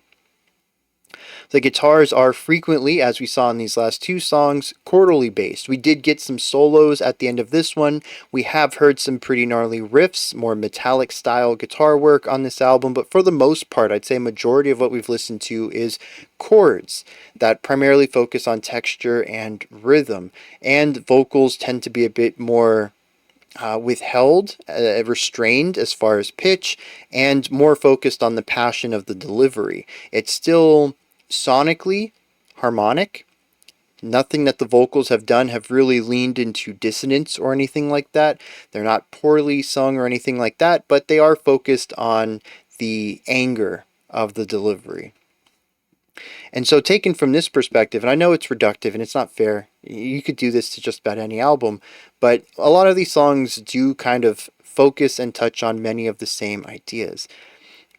That's not usually a big issue, but given the general simplicity of the album, that their foundation, their blueprint is a bit on the simpler side, especially as we have moved away from the more chaotic structure that we saw in the first 2 tracks into stuff that feels a bit more routine. That's not a great word, but fitting into a blueprint, I think. I'm just finding that it's interesting because these last few tracks, I think, have worked better for me than the first 2, which felt a bit chaotic, but I do think that I have less to talk about regarding them. And at this point in the album, I do think this is something I would enjoy a lot more casually than where I'm at right now, listening to them critically or analytically. There's still 6 tracks ahead of us. They have plenty of time to revisit some of the sound of the earlier parts of the album, and the next couple of tracks are on the longer side, moving away from the 1 and 2 minute lengths of tracks 5 and 6 back into the 3 and 4 minute realm that we saw with some of the more complex tracks on the album. So we might be heading back into that, and this might be a lull in the album, bringing things down to a more palatable, simple style before kicking it back up into high intensity with chaotic structure. That would make for really great flow on the album, to start high, dip down a little bit, bringing it down to like a 7, and then bringing it back up to some of the more intense writing, and just kind of keeping this general flow going, the contrast of the more chaotic with the more simple. With all that said, let me dive into the lyrics for This Is Your Life. I don't feel like I need to say it at this point. The song is still very applicable today. The song is about a hypothetical person who sits in their basement watching the TV, getting mad at the world when honestly they should be mad at themselves. It says you're not really mad at Iran or Afghanistan. 2 big points for 2009. It says, in fact, you're just mad that your wife can't stand you anymore. And you don't even know where she is anymore. You just go crazy in your basement hole. You click your remote control, spitting insults at the screen, because tomorrow you'll be back at work, where you can't stand being the little man despite your groveling. You can't get ahead. Talks about how his kids no longer listen to him, talks about how no one laughs at his stories anymore, and how he's sort of spiraled into this cynical person. Just mad at everything because their life isn't what they expect it to be, or maybe put in a different way, their life isn't what they were told it was going to be, which I feel, especially for, again, I come from an American perspective, but it seems that maybe Canada wasn't that different from this. But to me, it seems that especially Gen X and millennial white men were told that life was going to be a specific way, particularly from the boomers who did experience life like this, that it was just going to be handed to them. You go look for a job, you get a job. It's going to be a good paying job. One job doing 40 hours a week. You should be able to buy a house. You should be able to go on vacation 2-3 times a year if you like. Your wife's going to stay at home. You know, this is the nuclear family idea from the 1950s. One income, bought cars, bought houses, bought vacation time, and that everything was just going to fall into place. You didn't need a big plan. You just did things and things worked out. That obviously didn't happen for a lot of Gen Xers. It didn't happen for a lot of millennials. It isn't happening for a lot of Gen Zers. It won't happen for Gen Alphas. The difference is, though, I think that the Gen Zers and eventually the Gen Alphas as they grow up are not going to have these expectations with life. They're not going to have people tell them that because the previous generations got screwed out of all of that. But at least I think the Gen Xers and the millennials, we kind of had this expectation that things were just going to work. And they didn't. And we never really got an answer for why. We just had the boomers calling us lazy forever. It was obviously our fault that things weren't working. But around this time, we had boogeymen to tell us why things weren't working, why we couldn't get those high-paying jobs, why we couldn't make ends meet. It was everything else. The first line is, you're not really mad at Iran or Afghanistan, and while I do think that those could have been things to be mad at the time, they weren't the only thing. We also had immigrants to be mad at. There was all sorts of boogeymen for why our lives weren't working the way they should have. And that's exactly what this is about. It's about feeling small and unimportant, life barely working, barely getting ends to meet, and being told from when you were young that this wasn't your future. And yet it's what you have anyways. I really like this stanza. It says, you think you tell it like it is. You say you can't stand bleeding hearts, but every single day you just sit there bleeding for yourself. You whine and cry in a manly voice. I really like that final line. I've grown up with people that I think this would accurately describe. I'll be completely honest, this probably could have been me. I was right on the verge of being someone like this. The idea that shouting and being angry isn't whining and crying, especially not if you're a man. We have seen types like this all over the place. Particularly, I think, even in the news area, politicians. As long as you're loud and angry, you're not whining, you're not crying, you're just expressing your frustrations. But it really isn't that different from a liberal bleeding heart type person. It's just a different delivery. And that makes a really good parallel here that I think is pretty cool to see. The final stanza, is you do this to yourself. Just take the load off your mind, go out into the world, and you'll see you'll probably survive. Talking about sitting in front of a TV, clicking the remote, living in a fantasy world, being told to think and fear whatever the media tells you to. The ending here states the outside world really isn't that scary. Go out, meet people, find joy, touch grass, bro. I have to add some levity to this. This album's too heavy for me not to throw in a joke every once in a while. It's too much right now. It really is. 2009 me probably would have played this a lot if I had found it. Although, honestly, 2009 me, I don't know if I would have aligned ideologically with some of this. Like I said, the person the song's talking about could have been me in a different timeline.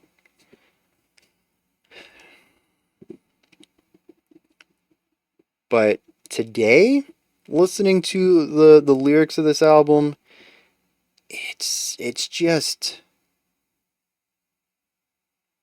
I already know all of this. It's tiring to hear this. And so I don't know if I want to comment too much more about the lyrical topics in general. We're still going to talk about all the lyrics of these songs. I do think it's important, and I still think it's kind of the main reason the album was suggested anyways. But I do hope that maybe some people enjoyed this music, enjoyed it on a sonic level, and then learned the lyrics later and kind of had a bit of a revelation. Maybe this is a bridge song not for genre, but for ideology and politics. But for me, so far, this album is definitely a preaching to the choir situation, and I'm already exhausted about this topic, and I still find it more sad than anything that it can be 15 years old and still preaching to the choir. So that's where I'm at on this. I do think that, I mean, there's still cool lines. You whine and cry in a manly voice is such, and it's so concise too. Such a good line. But for the most part, I'm like, I don't want to read these lyrics, man. It's depressing enough already. I don't need to be reminded about all of this. With that said, let me go read the lyrics for track 6. And go spiraling down again. Humane Meat is a song about vegetarianism and, well, what they have mentioned a couple of times as post-vegetarian, which I suppose has something to do with Sandor Katz, writer who wrote a book called, what is the Vegetarian Ethics and Humane Meat. Oh no, the book is The Revolution Will Not Be Microwaved. Vegetarian Ethics and Humane Meat is Chapter 8. As usual, shout out to the genius annotators for bringing all this information to me. It doesn't really change much about the song, but it's nice to know some of the backstory of this. Originally, I thought Sandor Katz was just a hypothetical, fictional character. But anyways, the concept behind humane meat is that you treat the animal with as much positive life experience as you can before you murder it. You give them an open place to roam. That's where free range meat, the term, comes from. You also ensure that their final moments aren't filled with fear and all of this other stuff. But ultimately, as this band sees it, you're still raising animals to be meat and then slaughtering them to be eaten. They don't see a distinction here.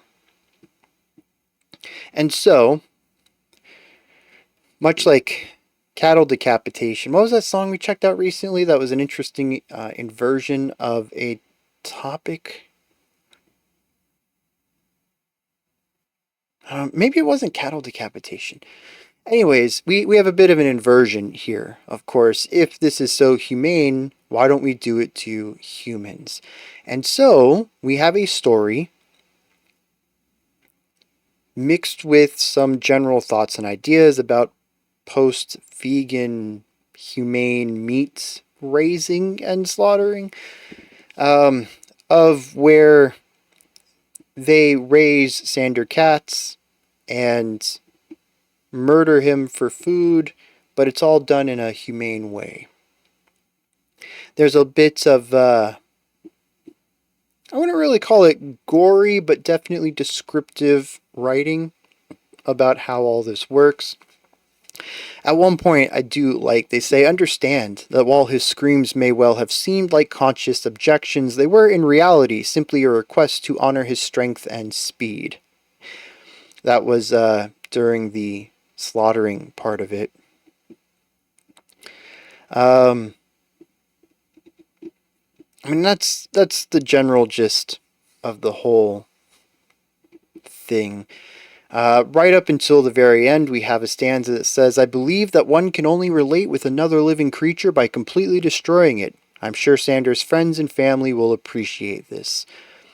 And then we have what I think is a bit more of an iconic ending to the song, something that steps away from a purely musical direction, and I had completely forgot about this until reading it, but moves into something that's more sound effecty and story driven, where he says that be careful what kind of world you wish for, because someday it may come knocking on your door. And at this time we started to have a panning bass kick, a rhythmic thud, sounded like someone knocking on a door, and then someone shouting, "Let me in, I just want to fully relate." And presumably this is the band knocking on Sandor's door right before they began to murder him for food, which is where the song starts. Interesting to see this sort of loop in on itself. But the whole song is supposed to be showcasing the absurdity of humane meats through the lens of humanely killing humans for meat, which I guess it gets its point across in a way.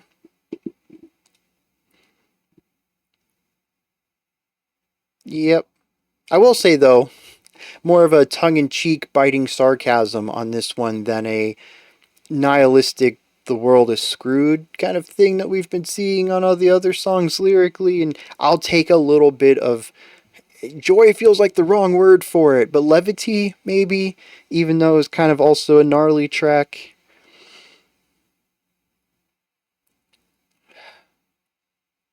Dang, I'm gonna need some Demi Lovato after this, I think. As soon as I'm done with this album, I'm putting on like the poppiest stuff I can find. Let's move on. We're going to check out Potemkin City Limits, track number 7. Oh, this is a bit of a shorter one too.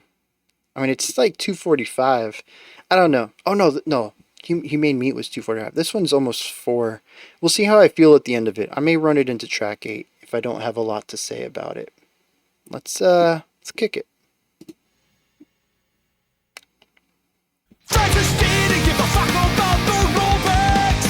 coming in, punching right in through the door. High energy right off the bat. Never gave much thought to disputed contracts. In a short life, he'd only ever known. I would like more of that harmony. We get it a few times.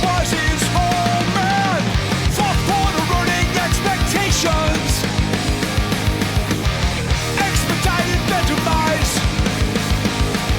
The panic grew as the humans stopped among them. When the screaming began, Francis shut his eyes and felt the hand of the humanity brushed over him. Bonds would be killers, battered for a moment. A blinding ray of light split across the So a little bit of change at the beginning of this, but bars 2, 3, and 4 are a bit similar to the verse.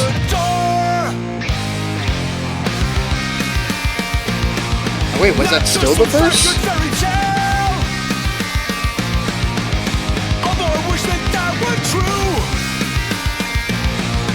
I have noticed that lyrically we've pushed away into more linear storytelling style. The music kind of follows that.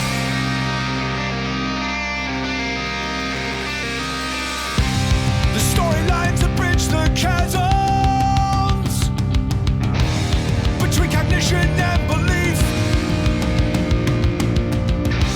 Any old plausible denial that might offer some relief from the dissonance that Francis left screaming in his wake. Deep into the heart of the We've got a build up here. We haven't really had too many of those on the album. He made good his escape. And where for 5 months he ran free. There's those harmonies I want. And replayed his only fond memory. Just a warm and distant dream of his mother's loving eyes upon him. Francis made Bring that pop punk drum beat in the back. a quarter mile just short of the city limits. They finally captured him. And there's a statue that the arbitrary erected to remind us all of their contributions to me and Mike's Potemkin city limits. It's Francis Caste. Yeah, guitar counterpoint. Turn around, I'm gone. Now there's some fractured fairy tale. Yeah, the bass and guitar lining up here, really I nice. wish that were true. A fable far too real, but somehow still cling to.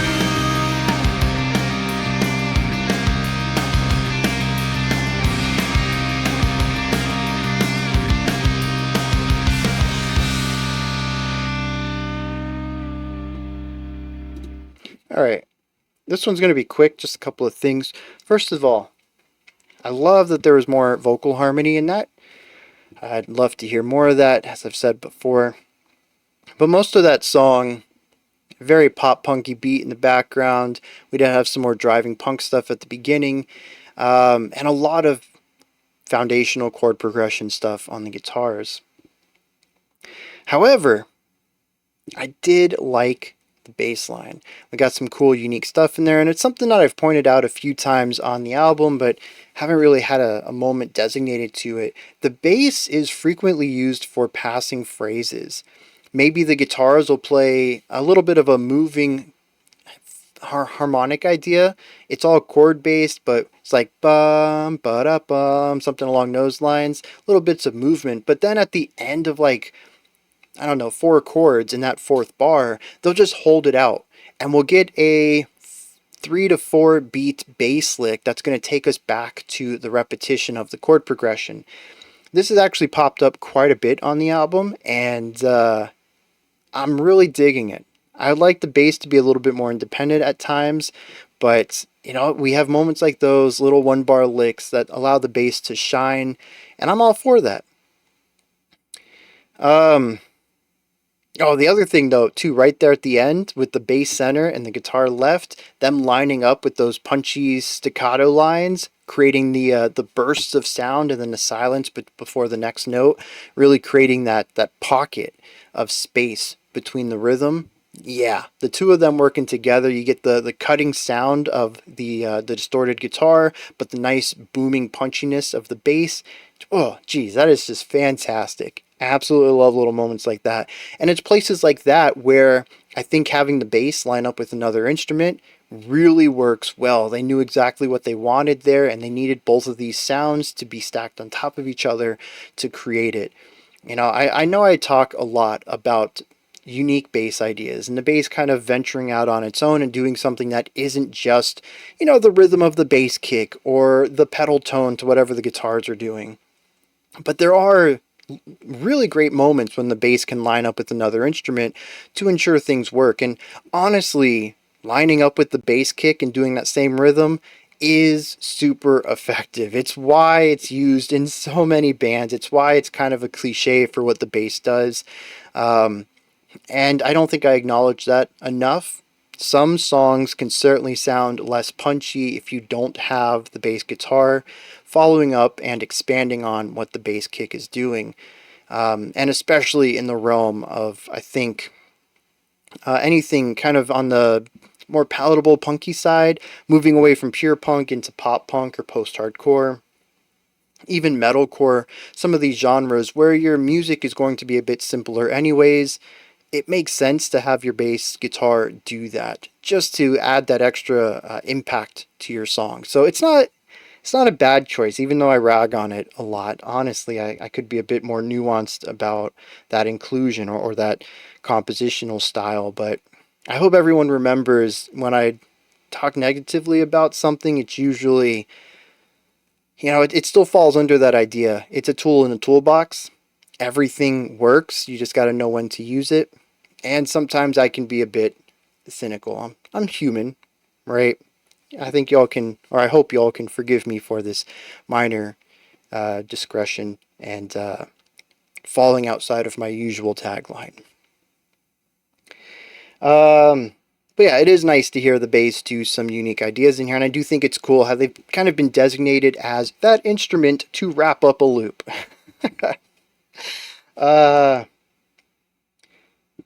I think this was track 7 was the first song that we ever had any sort of build up on. We haven't really seen anything like that yet, of creating a foundation and stacking a layer on top of that, stacking a layer on top of that. I wouldn't necessarily call it a slow burn. It all took place over 50 seconds or something. But the song has been of extremes. It's either quiet and, I wouldn't say mellow, but less intense, or it is high intensity, dancey, or impactful, generally working at like a 5 or a 10. There's no nuance on this album. And to start a bit lower than that and slowly build into their high point, it was a nice change of pace. I thought that worked rather well. Also, something I touched on during the reaction is that the songs are reaching a linear idea. I mentioned at the beginning of the album that we had quite a few songs that had verse and chorus rather distinctly. Now, granted, the back half of these songs were a bit more linear, but I found that to be more of an exploration on the basic structure of verse, chorus, bridge, chorus. A way to introduce a verse and a chorus, to repeat them, to explore a bridge, although this one a bit more lengthy and drawn out than most bands would choose for a bridge, and ending on something entirely new rather than bringing an idea completely, just copying an idea from earlier back to now. But as the songs go on and we explore more of them, we have less songs like that. I think Dear Coach's Corner was the last one to use anything like this, where most of the sections felt very similar. Although, well, yeah, because then we get This Is Your Life, which is one idea. It's just an A section with a slight change at the end. We get Humane Meat, which is constantly evolving, and Potemkin City Limits, which again is constantly evolving.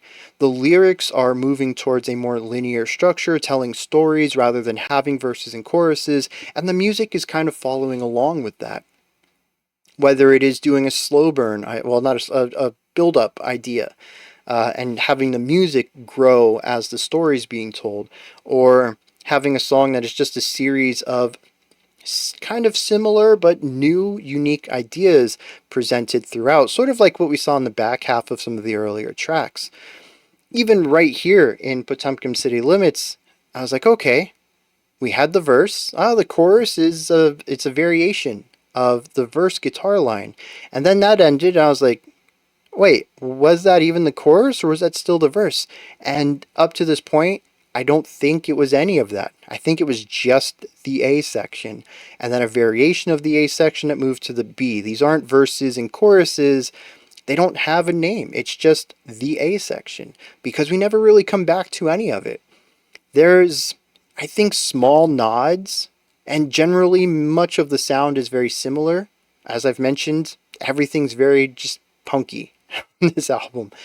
So it's kind of tough to hear some of the more nuanced changes throughout, which makes me think more of variation on ideas. But there are some new riffs that pop up here and there too. So what I'm saying is there's a lot of linear writing here in the middle of the album. I think it complements the more straightforward stuff that we started to move towards with tracks 3 and 4. And that allows the beginning of the album to be a bit more nuanced than I thought it would be. It presents sort of a midpoint of linear and cyclical. Whereas tracks 3 and 4 went more towards the cyclical style, and 5, 6, and 7 moved more towards the linear style. And it's creating nice contrast throughout the album. Like I said, and I want to repeat this album is very good at focusing a sound. If you like track 1, you're going to like everything else so far. It's all very post-hardcore. But, like I said earlier, every song is also distinct. I'm not going to get Dear Coach's Corner mixed up with Tertium Non Datur. I'm not going to get any of that mixed up with This Is Your Life or Humane Meat. Definitely not getting any of that mixed up with Night Letters. They're all unique in their... It's like little subdivisions of post-hardcore. And they're finding different ways to explore that, whether it's more of a progressive structure, or leaning more towards popular sounds, or just kind of ditching all of that and doing whatever feels right in the moment. We even had some wild, dissonant guitar work. I think, was that the end of This Is Your Life, or was that the end of Humane Meat? One of the songs we've listened to recently. Maybe that was the end of Dear Coach's Corner? Anyway, oh no, Humane Meat had the wild breakdown at the end, so it wasn't that one. They all have a little bit of personality to them, and I appreciate that. It's nuanced, sure. Like I said, this is all definitely post-hardcore, and if you like the first, you're gonna like the rest of the songs. But they're all distinct enough that they're not blurring together for me, and I think that's a very fine line to walk. I don't ever really ask a band to give me something new every single track, particularly because I think casually I'm just not a fan of that. When I'm in a mood for something, that mood's not going to change. I throw a whole album on and I explore that mood. It's very rare for me to find a band that does something totally different on every track, and for me to spin that very often. So, like I said, it's not something I would ask for a band, but you also don't want to be completely homogenous on an album where every song sounds like the exact same thing. That's going to work for some listeners, sure, but not for me. I feel like I say this too often. I'm very much a moderate person. I don't like extremes. Give me something that perfectly walks the line in the middle, and I think Propagandhi is doing that with their general sound of this album. Finding something that is familiar throughout, but distinct enough to not feel blendy. Alright, and this song seems to be about a real-life event of a pig who escaped a slaughterhouse and then was captured and was killed. That's the whole story, but it's done through the pig's perspective in a sense. The narration exists outside of the pig, but explains what the pig is thinking throughout most of this. It says that Francis is the pig's name. It said Francis didn't care about rollbacks, the overproduction, reduced demand, never gave much thought to disputed contracts. All of this, of course, talking about the business of the creation of meat. He says in his short life, he'd only ever known panic, fear, pain, darkness, pandemonium. Says fourth quarter earning expectations expedited the demise. The panic grew as the humans stalked among them. When the screaming began, Francis shut his eyes and felt the hand of inhumanity brush over him. The idea here was that his death was pushed forward bit sooner than it was originally expected because of earnings. Again, coming back to the idea of overproduction, reducing demand, disputed contracts, all sorts of stuff. Stuff that doesn't matter to the pig. He says in this would-be killer's, his would-be killer's back was turned for a moment, and a blinding ray of light spread across the floor, and in the crimson pool he saw his own reflection as he bolted for the door. So, slaughterhouse, pig escapes. A lot of personification put into this. But done so in a way to humanize the animal. Propagandhi knows that this is probably not what the pig was thinking, but if you want to get people on the side of veganism, you can appeal to their moral side and paint a more human character on this pig. The rest of the story just speaks about how he spent a few months, 5 exactly, running free and replaying his fond memory. Over and over, a warm, distant dream of his mother and her loving eyes placed upon him. But eventually, just a little bit from the city limits, the pig was captured. And now there stands a statue of that pig. And to the narrator, it marks the city limits for Potemkin City. So yeah, this one falls in line quite well with humane meat. It's nice that they're paired next to each other on the track list. They're both about the treatment of animals in the creation of meat. Alright. I'm going to be pushing forward to the funeral procession. Might listen to this one in 9 back to back, see what's going on.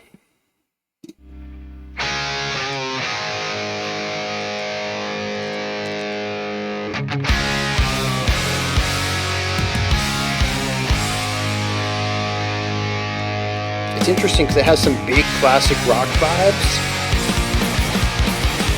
but it wasn't going to stick around long.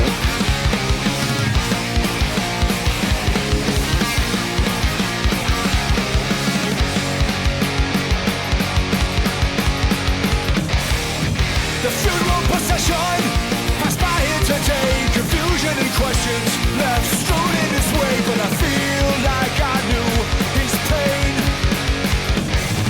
All mechanical failure while enduring the norm. Some of us fracture, others simply deform and lose their elasticity, never to return. Okay, we haven't heard any notes that high, I think. Very impressive. I wonder which is worse.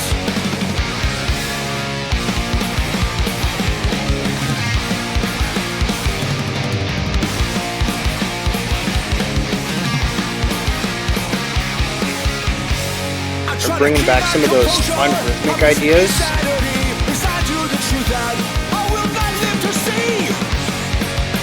Yeah, that last section was kind of awkward rhythmically, but it ended up working. I think just because they owned it. The sadness of this age. I try to keep the voices calling me at bay.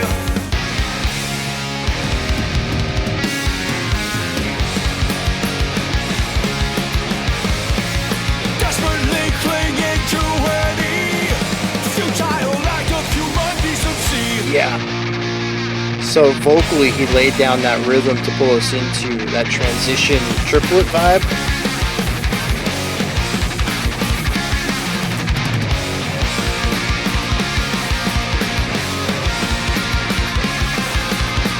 The voices love to remind me of my futility sitting on my hands, hoping anyone else than me will do what should be done.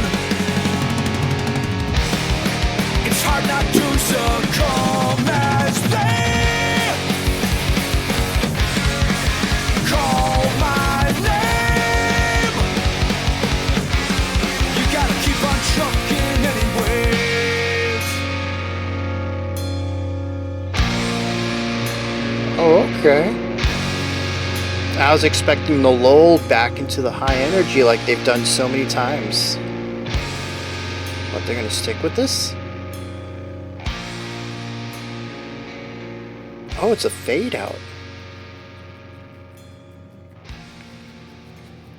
Oh, the fade out's the only interesting thing on this track so far. Wait.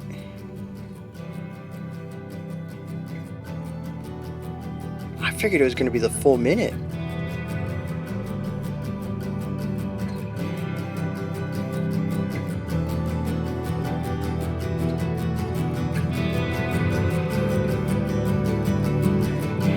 You got my attention. What are you doing with this?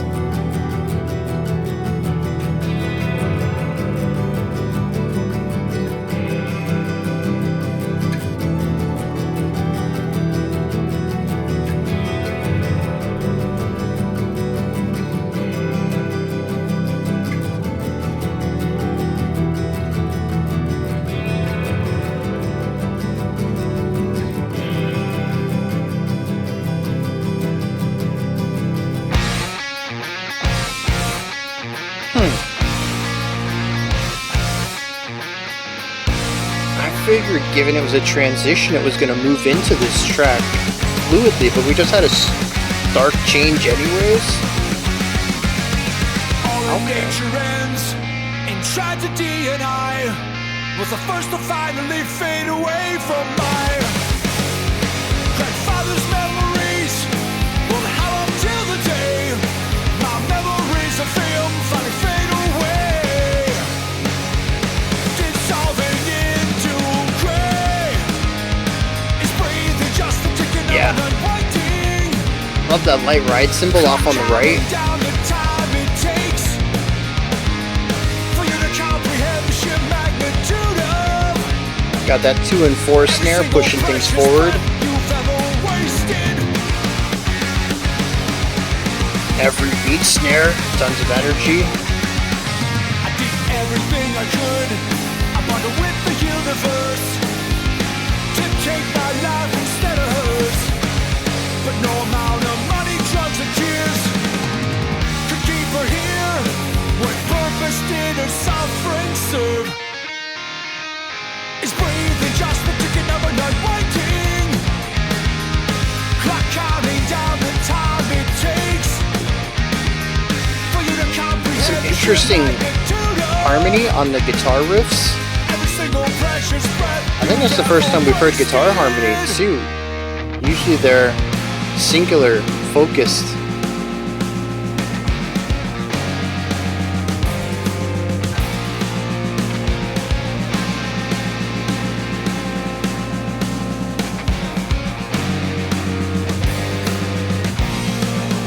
They're so syncopated hits I was expecting a couple bars ago.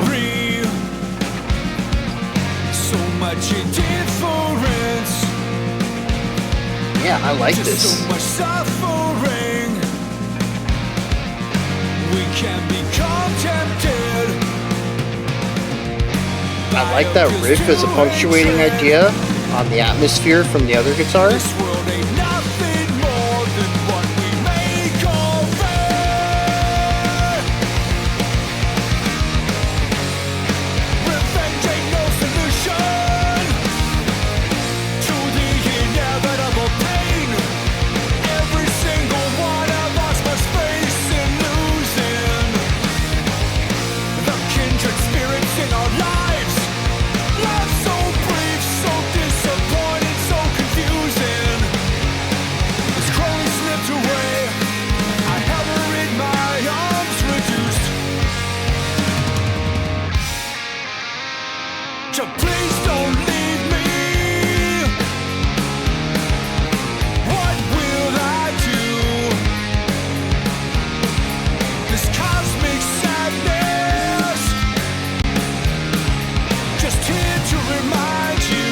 Okay, interesting.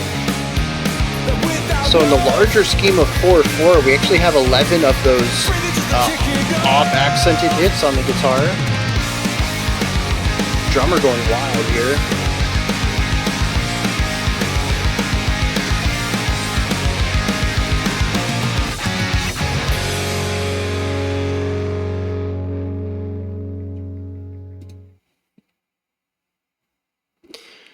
Alright.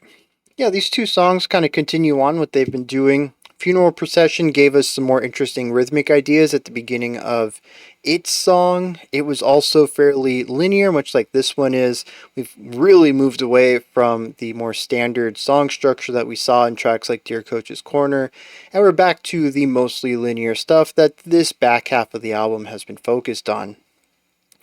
Leaning into very well, I think, the linear storytelling that we have from the vocals too, which I think is interesting too, because Dear Coach's Corner, I don't think had a chorus to it, even if musically we had something like that.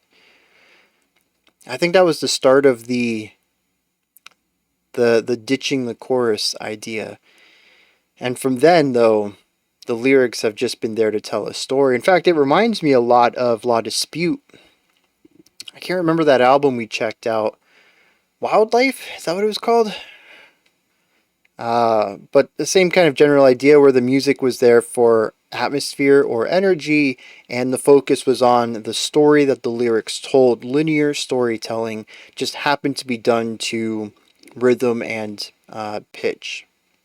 It just happened to be done musically.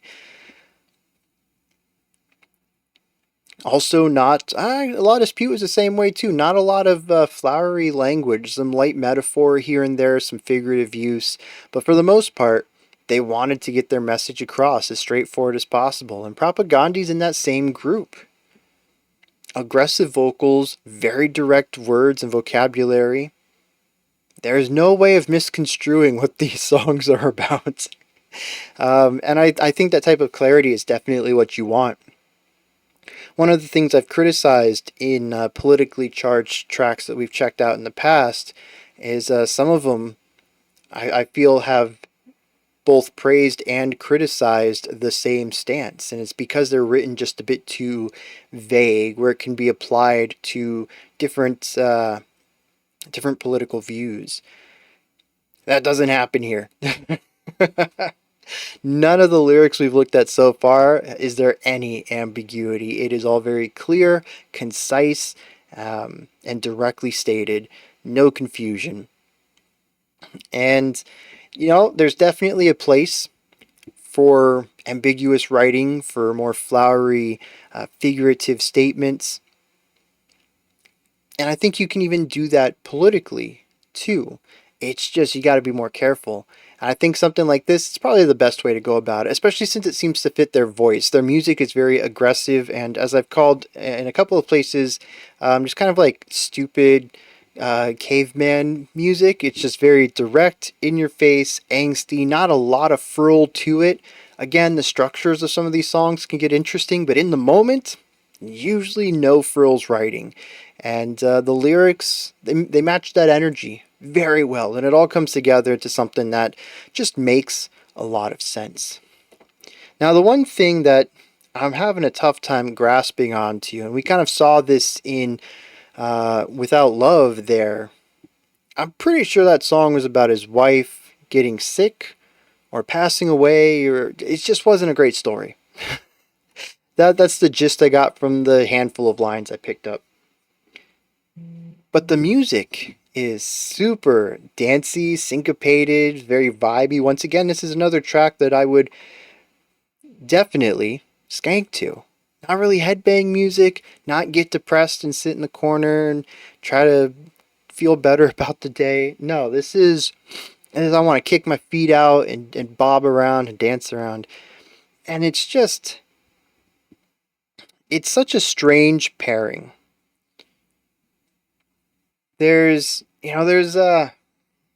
wish I could remember the person who introduced this to me years ago. I mean, we're talking like, I had just started the channel. We're probably looking at the tail end of 2020, maybe early 2021. The idea of dancing through the pain, something that comes up in, I think it was Latin cultures often, which was singing about sad or heavy things and pairing it with music that you can dance to as a way to help get through a feeling. Maybe that's what's going on here.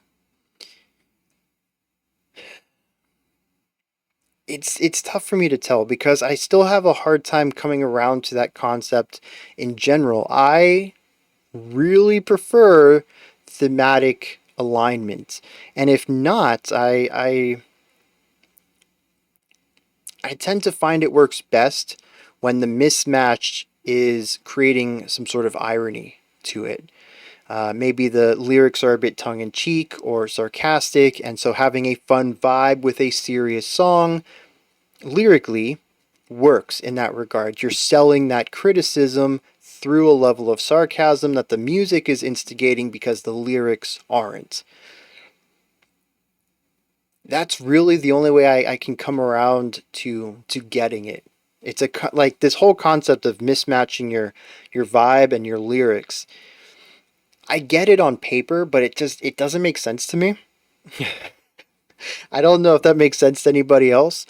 It's just really weird for me to write a song about any of the negativity that's been going on in this album. And, granted, some of these songs have been heavier and angstier than others, but some of them are very dancey, and then the lyrics are a real downer, and I don't get it. My best read on this is that this is just the music they make. They venture into more metallic sounds at times, but they're very much rooted in the punk sound. And so their songs are a bit pop rockish at times. They're skate punk at times. It has that brighter sound, the higher energy, and that's just the kind of music they make. And the vocalist just happens to sing about these really depressing things. And I don't think I'm supposed to be reading into how they connect, but for me, especially with Without Love, if I'm right about what the song is about, it's not so much of a, oh, I can just ignore this because it's just how things are made. It kind of reaches a point where it it pulls away, and it's kind of detrimental to the listening experience, where there is this really serious topic and the music just isn't treating it with the weight or respect it needs. And I think that's a weird thing to say about art that isn't mine, especially when there's a possibility that I don't have a full grasp on the intention of this combination of sound. But I don't know. Do I think every sad song lyrically needs sad music with it? No. That's the nice thing about art. You can do anything you want with it. But if it's going to affect me, I think there needs to be that synergy. And it feels weird bobbing along these syncopated beats on Without Love when he's singing about such a heavy topic. Maybe that's just me. Maybe I'm just missing something. It feels detrimental though. I think this is the first time where it's really pulled me out of the experience. And I'm bobbing along to it, enjoying the music, and then I catch a line. I'm like, wait, that's what he's singing about? And that dissonance between the two sides is jarring. And maybe that's the intended result. They want me to feel odd about this for whatever reason. I don't know. If anyone has insight into that, their own take on the doing two polar opposite ideas as far as theme go, or if you've seen an interview about maybe Without Love in particular, or maybe some of the other tracks that have done this, and they've explained why they merge this type of bouncier punk with such heavy topics. I'm all ears for that. I'd love to know their intentions behind it, because without knowing the authorial intent, it's kind of getting lost on me a bit. I think the last thing I want to touch on here is that the end of Funeral Procession is weird. I like the idea behind it. We had the fade out. Maybe this makes sense within terms of the lyrics. We do move over to an acoustic guitar line that is a bit lower energy. It's very moody. It kind of fits in with the idea of a funeral without going overtly and obviously funeral-esque music.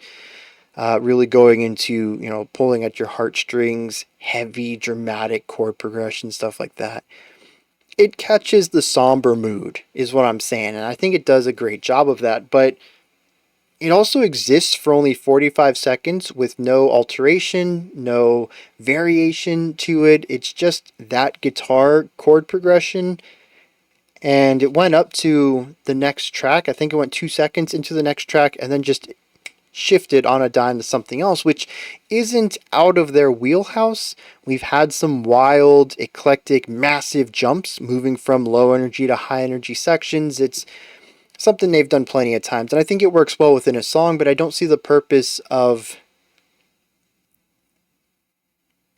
the transition. Why do we need to have the two songs smoothly move between the tracks if they weren't going to complement each other sonically anyways? I don't know. Maybe it's like Humane Meat and Potemkin City Limits, where both of these songs are lyrically connected on some sort of level. If Without Love is about the passing of his wife, the Funeral Procession would be about the passing of somebody. We could see some thematic ties there on the lyrical side, and maybe that connection on the lyrics explains the rough connection in the music. I don't know. Instead of questioning things, let's dive into it, see what's going on the lyrics for both of these tracks. The Funeral Procession is a song about somebody, seems like in the town, that died during a mechanical failure incident, probably at their work, would be my guess, but it doesn't necessarily have to be. I like this line though. It says that a mechanical failure while enduring the norm. So this person died while just an everyday thing. Nothing was unusual, nothing was odd. Woke up, went to work or wherever this happened, and there's some mechanical failure and it ended up taking his life. But it's not just a mechanical failure on any other day. It's not a mechanical failure on a normal Sunday evening. It's a mechanical failure while enduring the norm. Normal life for people, as seen through the eyes of Propagandhi, is something to endure. It is a hardship. It is not fun. It is not enjoyable.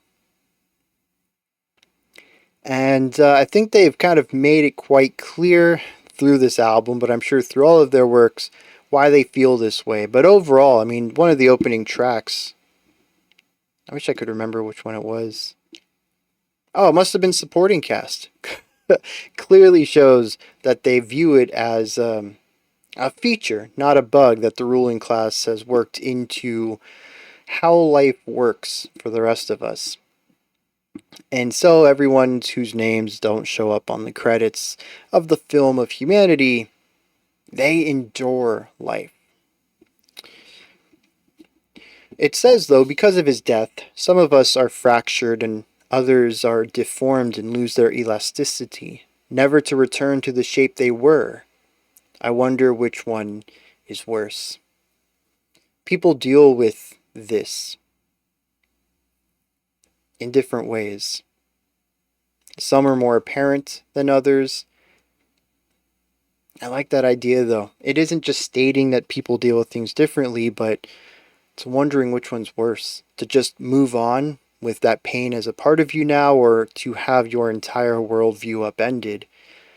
To not be able to get yourself back up off the ground. To allow that person's death and probably the incident that surrounds it, and most likely how it was probably avoidable, how all of that just completely alters who you are, how you view life. I like how one immediately seems worse, the one where the person doesn't move on, but the question I think is quite clear. Why is this normal? Why can we move on from this? Doesn't that seem like a worse fate entirely? I'll say this. I don't know who writes the lyrics on this. Do I have a personnel list for that? Well, at least for this one, it's Chris Hanna. I don't know about the other ones. Chris is the main vocalist, though, I think. Absolutely fantastic lyrics. Choice of words, metaphors used. Like I said, it's all spoken very clearly, but you can also feel exactly what you're supposed to feel. There's no apathy here, there's no neutrality. This album is angry, and it uses words to showcase that. Let's see. Oh, it says, I try to keep my composure amidst the insanity, resigned to the truth that I will not live to see the dawn of a better day. That is depressing.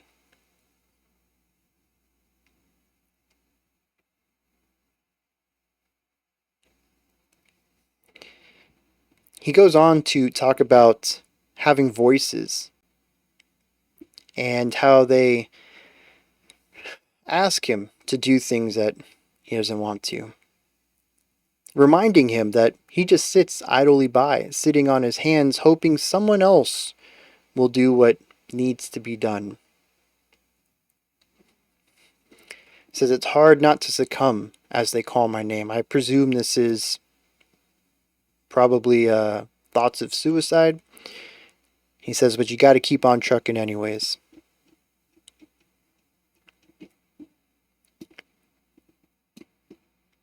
So it seems like a song about, and it is in some ways, about how death can ripple through a community and affect people differently, and kind of being a byproduct of poor situation that a lot of people live in.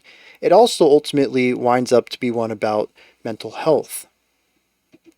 And while it's only touched on at the end, I feel like despite taking up such a small percentage of the track, of the poetry, it has a resounding effect on all of it. It is still ultimately a song about death. It doesn't feel out of place there, and it doesn't feel strange to take the death of someone in the community and turn it into something a bit more self-centered, of how it affects the narrator in particular and how it amplifies some issues he already has.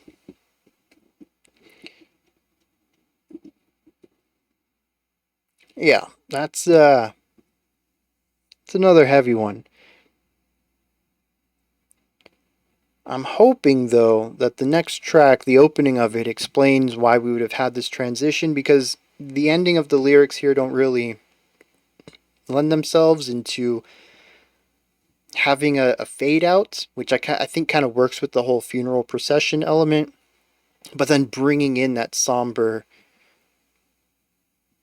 acoustic guitar. I mean, like I said, it fits the idea of a funeral in general, but none of the other songs on here have really moved to that storytelling mode other than Humane Meat with the door knocking at the end. But everything else is quite fine with just being itself. Pop punk, a little bit of light metal, sometimes some thrashy stuff.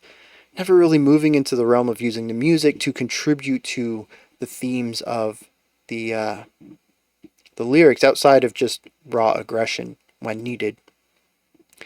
So let me dive into this next one. I'm coming around to Without Love.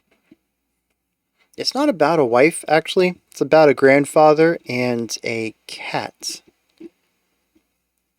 But what I think more important is that you have to look at what the lyrics are saying throughout this song, and then I think the music starts to make sense. There's a lot of negativity in here. In fact, there's even a chorus. It's also negative. I don't know why I decided to interject it into this section, though, but it did surprise me to read a stanza for a second time in here. It starts off, says, all in nature ends in tragedy, and I was the first to finally fade from my grandfather's memories. How long until the day my memories of him finally fade away? I assume his father dealt with some memory issues, getting into old age, and the narrator was the first one to be forgotten. And they wonder how long until they forget their grandfather, the cycle of tragedy. In comes the chorus.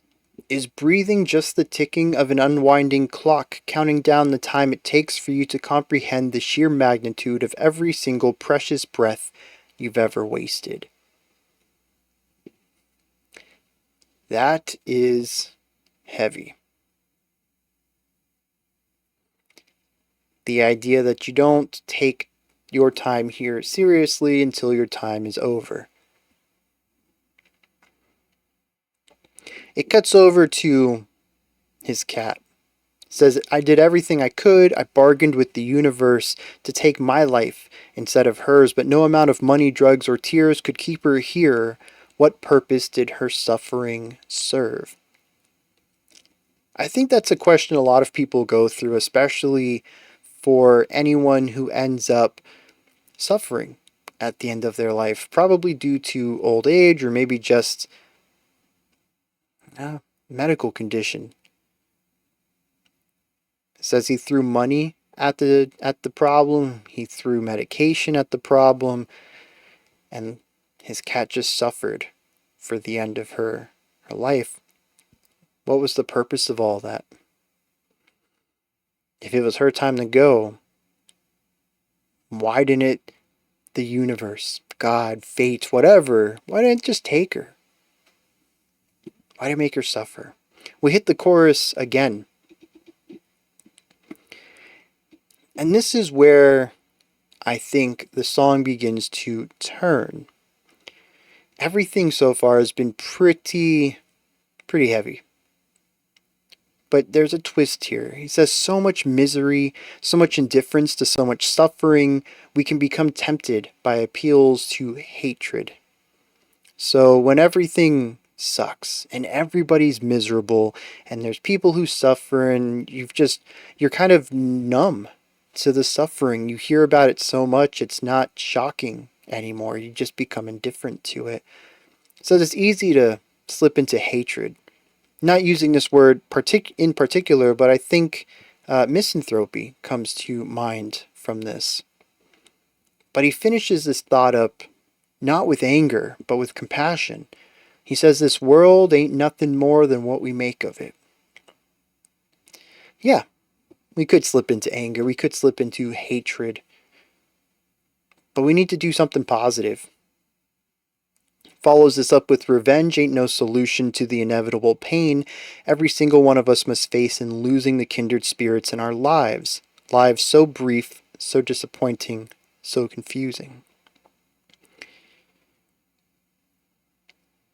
Revenge isn't going to bring anyone back, but we can make things better for those in the future, and that's what we should be doing, especially in memory of those we've lost.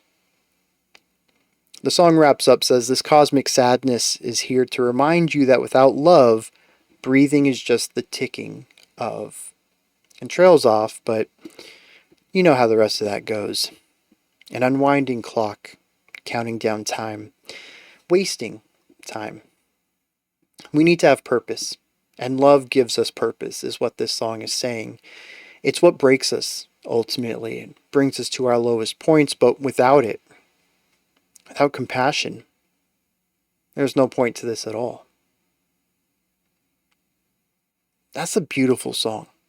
It really is. I still don't think the dancey music is what I would pair with that, or that I think it doesn't detract from it in some way, but I do think that the song is ultimately about joy and positivity in the face of heartbreak, in the face of suffering.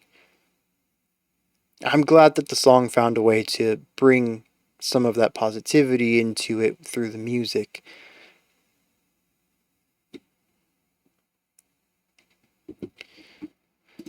Alright, we have two more segments. We're going to look at tracks 10 and 11, just 2 minutes each. And then we'll check out the last track and the hidden track on the album.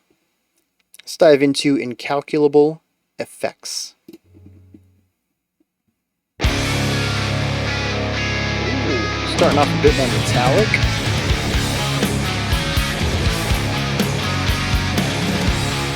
Oh man, this reminds me of the first track with some of these wild rhythmic phrasings.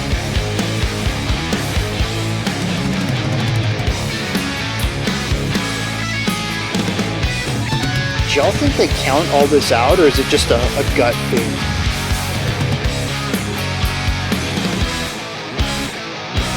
We were all together in the pouring rain, falling big back around the dome of pain. The air was soaked with a dismal smell, the rain of sadness and despair. Minds fucking beyond repair. She said she just turned 6. She's got some good tools for a kid. She's working hard to avoid a woman bleeding from her teeth. Her life goes on despite the fact her mama's fucking on the spit. She finds the look and it burns into my mind. I know I sing it. Introducing the new general flow of this section with just the isolated guitar. Confusion that eats us inside out. I don't know what's wrong with me. I don't know why she can't wake up. Her life goes on despite the fact her mama's fucked up on the spit. It's an ugly fucking world. Oh, that retardando was clean. Very sudden, but not like slamming into a wall.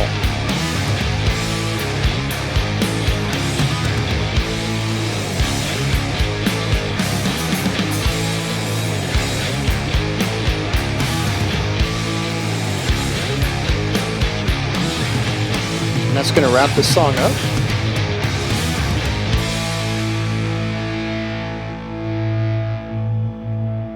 Transition? Question mark? Yes. One by one we will take you. The day the equinox arrived, our pilgrimage began. 1,200 miles of cruise missed out to our unholy land. We're fucking stoked, unlike we've been since we were pimple pubeless teens. And he still has sits. From every corner of the world, our fellow maniacs arrived to prove the meaning of the tunes had not been lost in time's antiquity, but had survived to leave this monumental sign. They say you can't relive the past, but as the Yeah, I like how this feels halftime, but the snare's still going. rushing back, half a life away the night. For the first time in a lonely life, young soul took flight. Yeah. They stole the stage of flash and rage, we all screamed terminate. A half-headed whale sure and breathed into my face. I didn't care, could not impair this rhapsodic transcendental state. When the music died, two ends of time had been neatly tied. Descending lights had scorched the flames, returning kings back to reclaim lost disciples that had remained to tend the flames.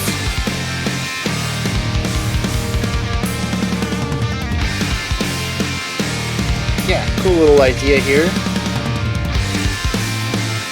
Much like Incalculable Effects, just a way of wrapping. Oh, they didn't wrap this one up though. Way of introducing a neat little guitar riff at the end of the song. Far beneath the cold robotic sweep of the radar operator's pale green glow, 20,000 leagues below, the place where all the best guys go. All right. Not a lot to say about these two. Incalculable Effects gives us more of a metallic side of high intensity energy. Drums are wild throughout. Guitars are giving us chords with rhythmic ideas on it. We got some dual vocal shouting in here. I think this is the only track that really has that hyper aggression in the vocal line by having both vocalists not giving us cleans, like the harmony we had seen in previous tracks, but both of them giving a bit of a compressed clean, almost a shouty type of thing. And then, of course, at the end of Incalculable Effects, we have that, I don't know, that interesting guitar lick that shows up in the last 30 seconds or so that kind of comes out of nowhere and doesn't change or lead anywhere. It does kind of move into Banger's Embrace, but oh, that's an interesting choice. They do that often though, so I guess it shouldn't surprise me. It's almost as if they wrote, like 9 more guitar riffs, and they're like, well, we want to throw them in the album somewhere, and they just chuck them at the end of all these songs. They don't go anywhere, they don't do anything, it just, I don't know, it's like a punctuating riff, something new to put at the end of the song to say, okay, this is the end, because you're hearing something different with no vocals on top. It's an interesting choice. I don't think it's been too distracting, but it has left me with questions about why most of these endings are the way they are. I like Banger's Embrace, where we do kind of introduce something new towards the end, but wrap it up in a way that makes total sense. It fits with everything else on the song previously, and it's tied together nicely. It kind of just, it makes more sense to me. Banger's Embrace is the other way around. Instead of being more of an aggressive metal sound, this one is a bit more on the skate punk side of things. A bit brighter, a bit lighter, a bit funner. Same idea though, driving intensity on the drums, chords and rhythms on the guitars, and vocals doing the lead melody on top of everything. It is really interesting how both of these songs can be as similar as they are on paper and end up sounding so different just by how they sing and how they, what kind of tones they're using for the guitars and stuff like that. But as far as composition goes, nothing to really add to this. I do think it's interesting that this album has sort of danced between a more metal extreme, like we had the thrashier stuff on This Is Life, and the more skate punk, semi pop punk stuff that we had seen on Dear Coach's Corner, and then stuff in the middle that kind of combines both in a bit more of a progressive realm, like we saw with Night Letters. It really has been about balancing this spectrum between the metal and the punk, and here at the end we get something that definitely leans a bit more towards that metal side, and then a song that is definitely 100% punk. And we get a little bit of the extreme tastes of those two to wrap this album up, moving into this final song. I actually don't know how long this last song is. I know the hidden track starts around minute 11 or something like that, but I actually don't know when. I don't know how long Last Will and Testament actually is. But that's all I need to say about these two songs. So I'm going to move into the lyrics for these two. The only reason I didn't go into the final track is because I wanted to know the lyrics leading up to this final song, just in case there's any sort of punctuating idea lyrically about many of the general themes we've explored on the album. I'm sure musically it's going to wrap up quite nicely, especially as we have these two extremes. We're probably going to meet back up in the middle and bring a little bit of everything together. So we might have some lyrical wrap up as well, and I want to make sure I'm ready for that. Incalculable Effects is about the way that substance abuse can harm everyone, not just the person using them, but the people in their lives too. It talks about a group of people passing drugs around during in the pouring rain. It says the air was choked with the dismal smell, the reek of sadness and despair, minds fucked up beyond repair. So these aren't just users, these are abusers. And there's a woman here. She says that her kid just turned 6, and her kid's got pretty good jokes for being as young as she is, and that she's working hard to avoid this other woman that comes by the area with bleeding teeth. Well, her life goes on though, even though her mom is dead on the cement. And then it says that it says she flashed a look, an image burned into my mind. Knowing that sinking feeling all too well, the shame and frustration setting in, confusion that eats us inside out. I think this is supposed to be alluding to the fact that she just thought of her dead mother. Possibly, well, it says specifically, her mom lies fucked up on the cement. The idea possibly that her mom died from an overdose, maybe? The whole idea of invisible circles, of your lives emulating those who raised you. Maybe that this person is a substance abuser just like their parent was. And this person starting to feel shame and frustration, a sinking feeling, confusion. If there was anything they could have done to help their mother. But there's not. It says, I don't know what's wrong with me. I don't know why she can't wake up. It's an ugly world. And that's it. There is no positive spin to this. This returns to some of the gnarliness earlier in the album of just painting a world full of suffering.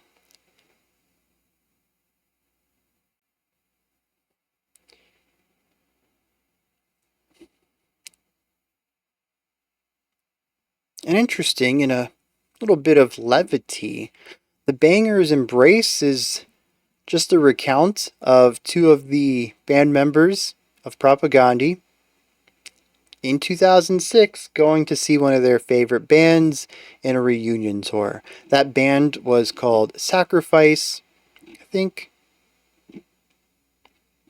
Why can't I remember where I found that information? I'm pretty sure it's Sacrifice, though. Yes, Sacrifice is the band in question. It starts out, it says they got on the bus and did a 1,200-mile pilgrimage.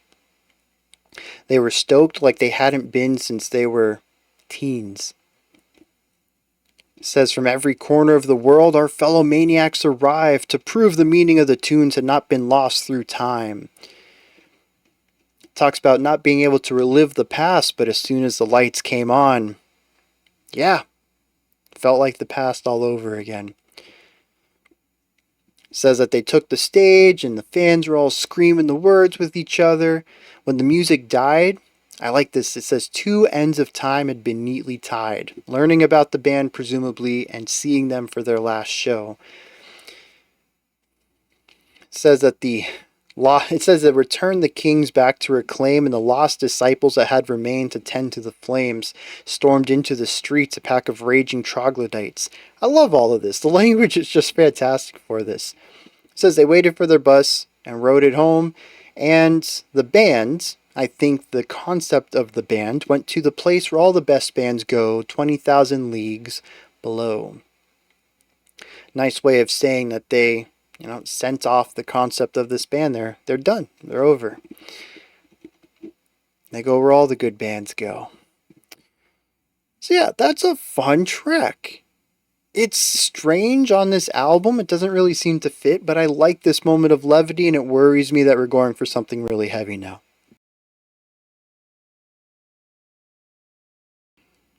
With that said, let's dive into this. When the song is over, I'm going to skip ahead to around the 11-minute mark, and hopefully I cannot overshoot that and get it close. And then we'll check out the hidden track on this as well. Let's kick it.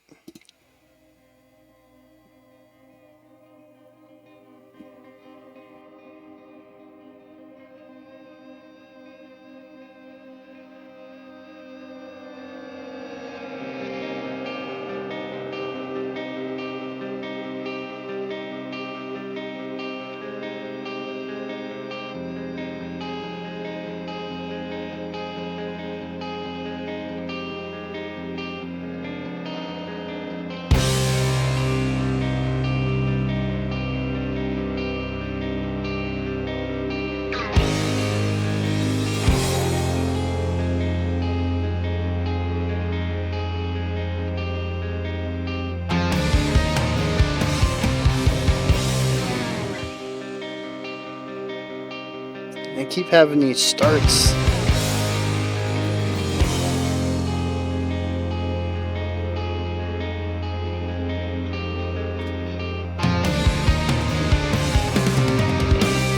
There we go. Yeah. Lead bass ideas, atmospheric writing, gorgeous production.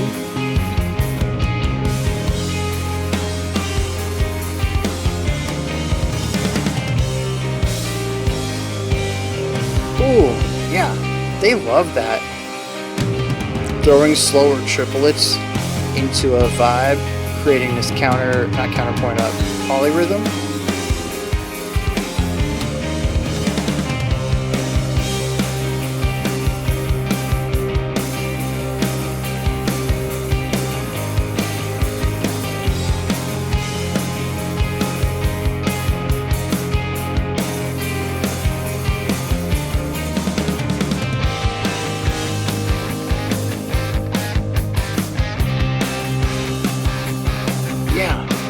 a really neat pairing of more somber atmospheres with optimistic tones.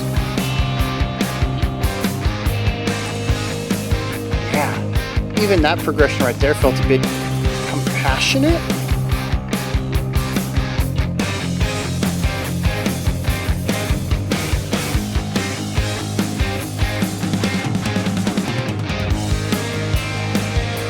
Are they gonna wrap up the album with an instrumental? That would be neat.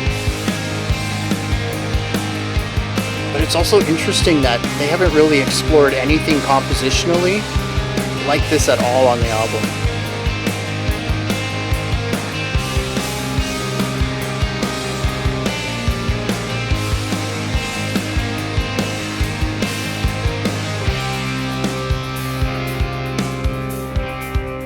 Okay, harsh transition though, that's definitely in their wheelhouse.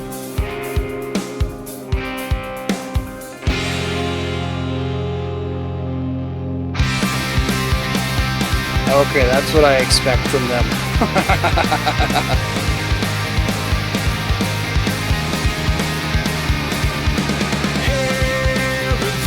Oh, and vocals.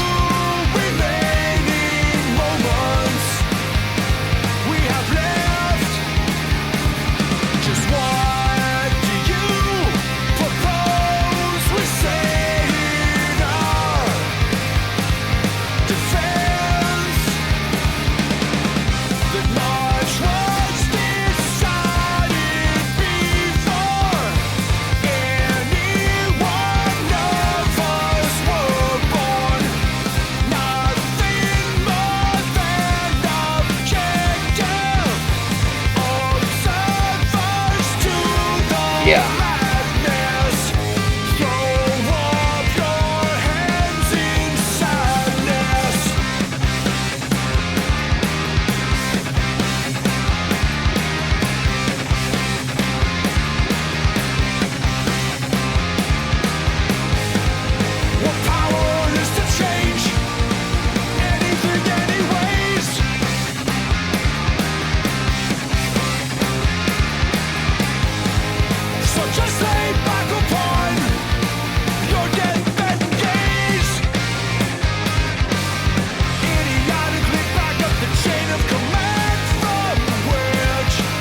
I love the melody of the vocals here.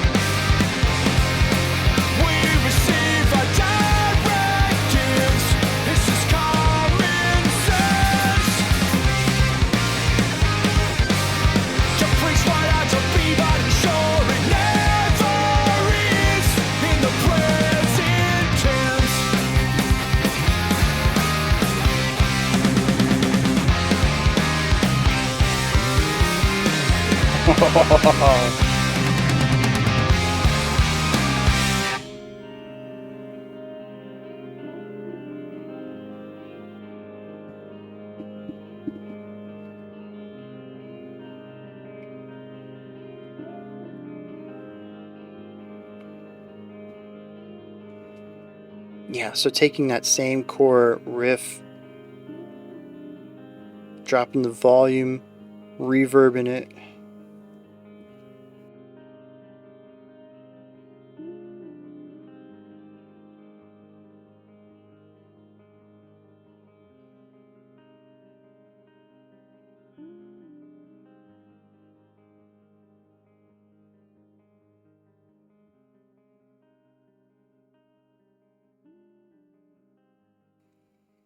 And I think that's about...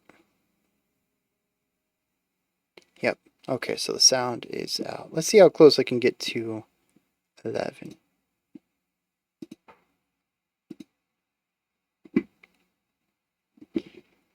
All right, 5 seconds.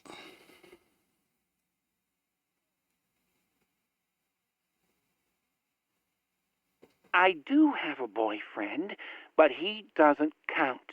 His name is Lester Moon. Beezer and his friends call him Stinky Cheese, but I don't know why. Lester isn't all that stinky, at least not when he's sober.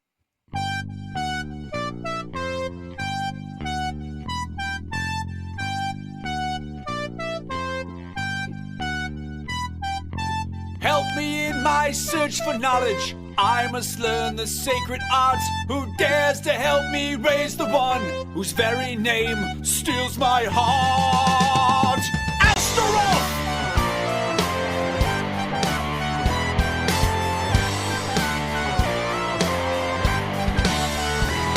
Discard your clothes and come on foot through fields and streams and moonlit moors. Your body soaked in secret oils. Perfumed herbs will heal your sores. Join me in my search for power. Wives and husbands, bring your kin. We'll be as one within the hour. Let the Sabbat now begin. Come to the Sabbat. Come to the Sabbat. Satan's there.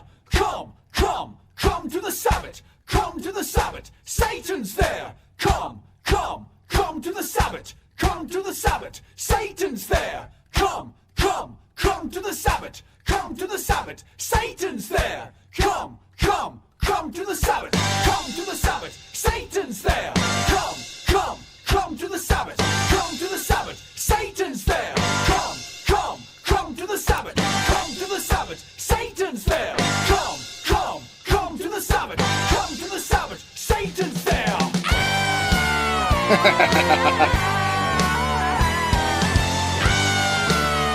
Well, that's fun. Discard your clothes and come on foot through fields and streams and moonlit moors. Your body soaked in secret oils. Perfumed herbs will heal your sores. Join me in my search for power. Wives and husbands, bring your kin. We'll be as one within the hour. Let the Sabbath now begin. Come to the Sabbath. Come to the Sabbath. Satan's there. Come to the Sabbath. Come to the Sabbath. Satan's there. Come to the Sabbath. Come to the Sabbath. Satan's there. Come to the Sabbath. Come to the Sabbath. Satan's there. Come to the Sabbath. Come to the Sabbath. Satan's there. Come to the Sabbath. Come to the Sabbath. Satan's there. I'm glad this is a hidden track. Come to the Sabbath. Satan's there. Come to the Sabbath. Come to the Sabbath. Satan's there. Come to the Sabbath. Come to the Sabbath. Satan's there. Come to the Sabbath. Come to the Sabbath. Satan's there. Come to the Sabbath. Come to the Sabbath. Satan's there. Come to the Sabbath. Come to the Sabbath. Satan's there.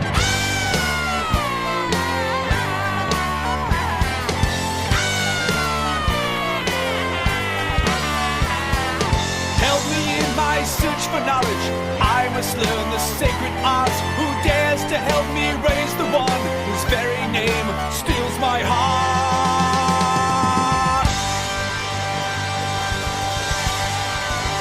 All right.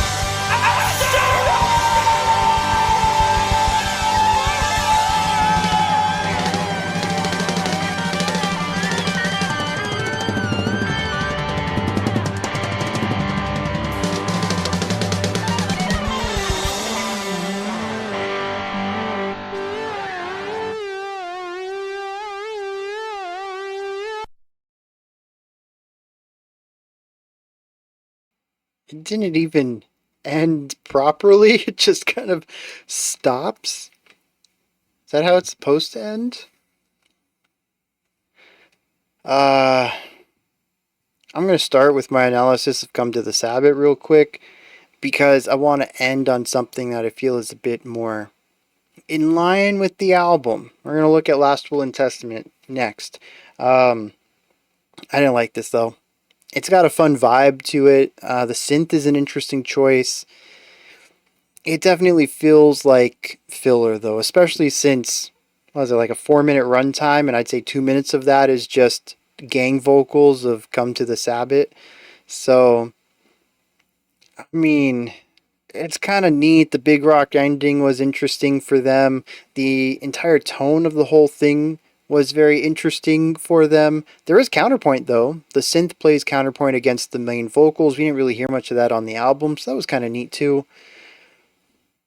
It just feels so different from everything else. It's kind of punky, but not the kind of punk that they've been playing this whole time.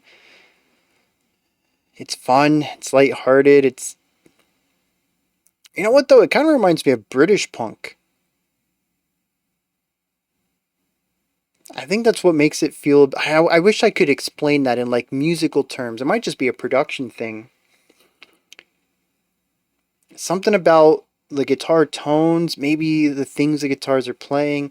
I don't know. It feels very distinct from the type of hardcore punk that I associate more with American punk scene than the British punk. Although there's also the thing where when I think of British punk, I think of the origin of punk, probably a good decade or so prior to the skate punk movement, and it might not be more of a regional thing as much as a temporal thing. But I do associate those two sounds with regions, maybe incorrectly.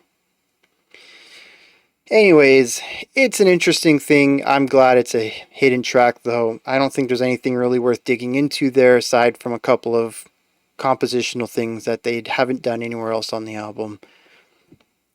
But for the most part, like I said, it feels like filler. It's kind of throwaway. Maybe the lyrics are interesting, but I'm pretty sure I heard most of them. It's just come to the Sabbat, Satan's there, so not thinking there's much going on there. However, though, Last Will and Testament, this is what I'm talking about, man. This was fantastic. I don't think it's going to take over track 3 from my favorite, but that intro is wonderful. I don't think it's fair to give it more weighting, though, because it's obviously not the kind of music they traditionally make.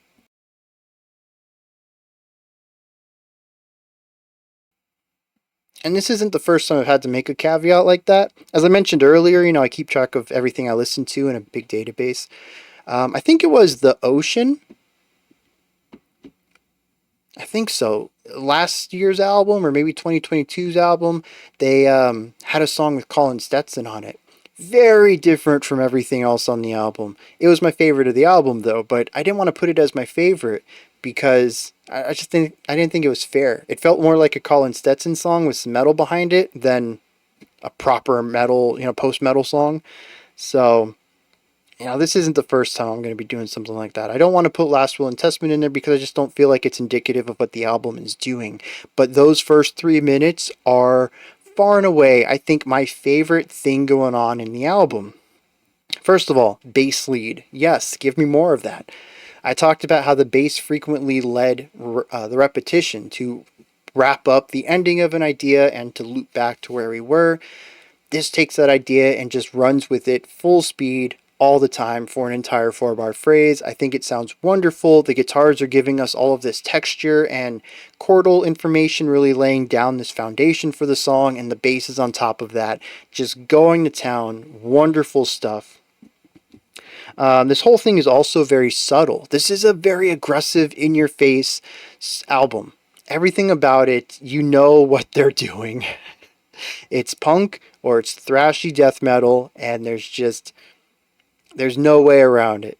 They're not subtle. They're very blunt about it. Lyrically, they're very blunt. There's just nothing about this album that's subtle. And yet here we are with something very atmospheric and moody, complex even. I'd say harmonically, emotionally, we're looking at something that blends a type of moody somberness with something a bit more optimistic and positive in the tone and melodies. It's very cool to kind of take this, and I think even thematically, this album has been rather negative, but right here up at the end we had Without Love, which provided a little bit of an uplift. Through the darkness we find purpose. I don't think that that's their message overall. I think there's plenty of songs on this album that go towards more of a nihilistic angle, that living is suffering, at least not on a cosmic level, but just the way that humanity's decided to write the story. And so there really isn't much of a positive spin to anything, but I do like how Without Love kind of brings us to the end of this tale and says, it does make things worthwhile. Maybe not suffering in general, but the whole concept of death makes love give our lives meaning. I like that. But then I guess on the other hand, we also had Incalculable Effects after that, which was just despair. So yeah, maybe that's not the right takeaway with Without Love. Maybe I should keep that a bit more isolated. But anyways, like I said, I feel a bit of optimism in Last Will and Testament. I'm kind of hoping that that comes through in the lyrics as well. Aside from this intro, we also have a more atmospheric outro on this that I thought was rather well done. Kind of combined a bit more of the energetic movement, the more punkier stuff that we saw in the middle of the song with some of that atmospheric opening, and brought together a neat little medium point there. We didn't get to listen to it very long as we faded out into silence to get into the hidden track, but I do think it was a nice way to bookend that song, to create these cool atmospheric parts around something that's more traditional for what the album's been exploring. As for an album wrap-up, I don't know if this is particularly a great song to end the album on, particularly because it doesn't bring everything together. But I am glad that they put it at the end, because to me it's a highlight.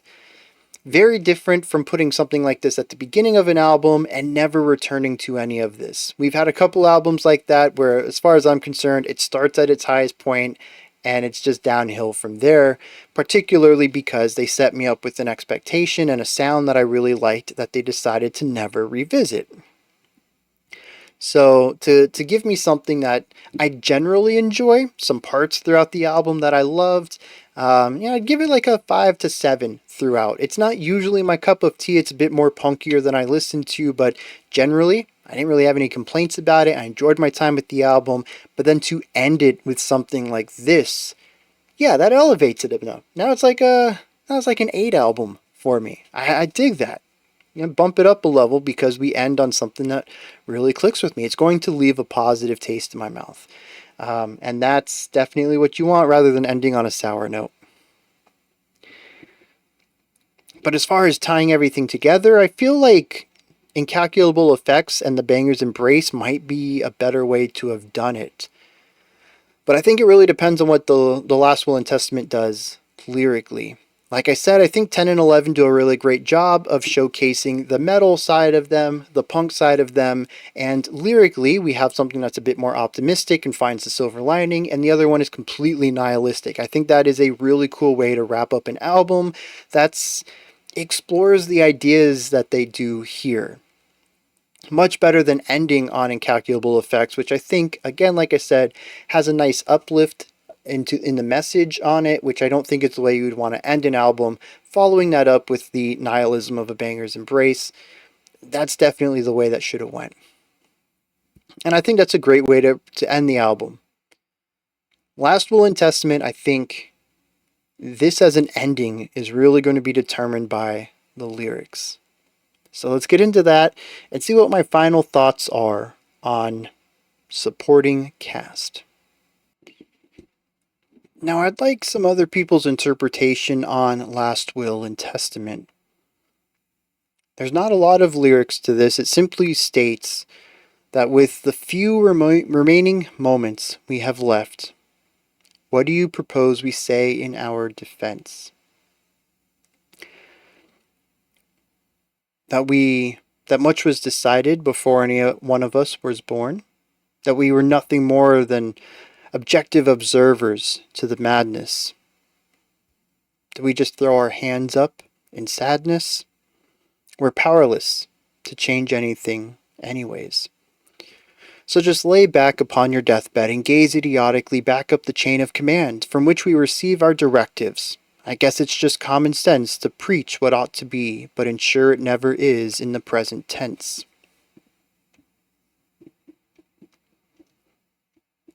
And this seems biting.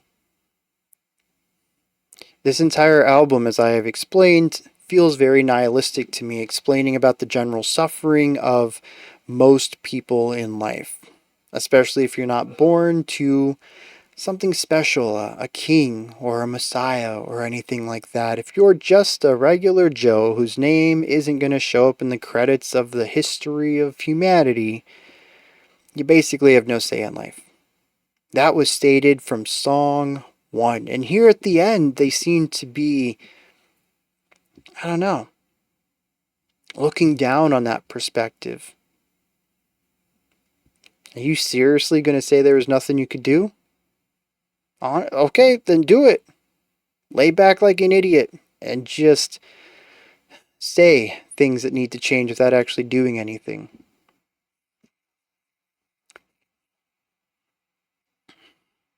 It's an interesting directive. I think on the one hand, it's what's necessary. I think fighting back against injustice is definitely the way to go. But this album consistently makes a point that we don't have power anyways. Why would we even try? Every attempt to try in the past has pretty much been shot down, and anything that did work was more of a circumstance of the time, that the rulers have learned from the failures of those in the past. After all, we already understand that division and hatred are way more successful at controlling people than making them feel like slaves, which is where we are at right now. We control each other, we put each other down. The ruling class doesn't need to do that anymore.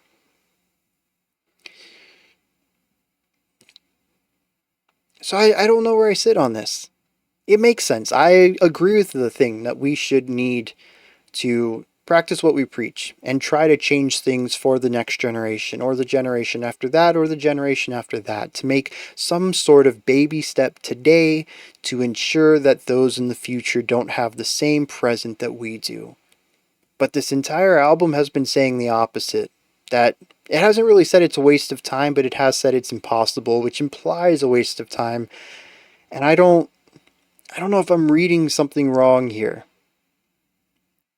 Like I said, they've spoken pretty clearly and plainly this album.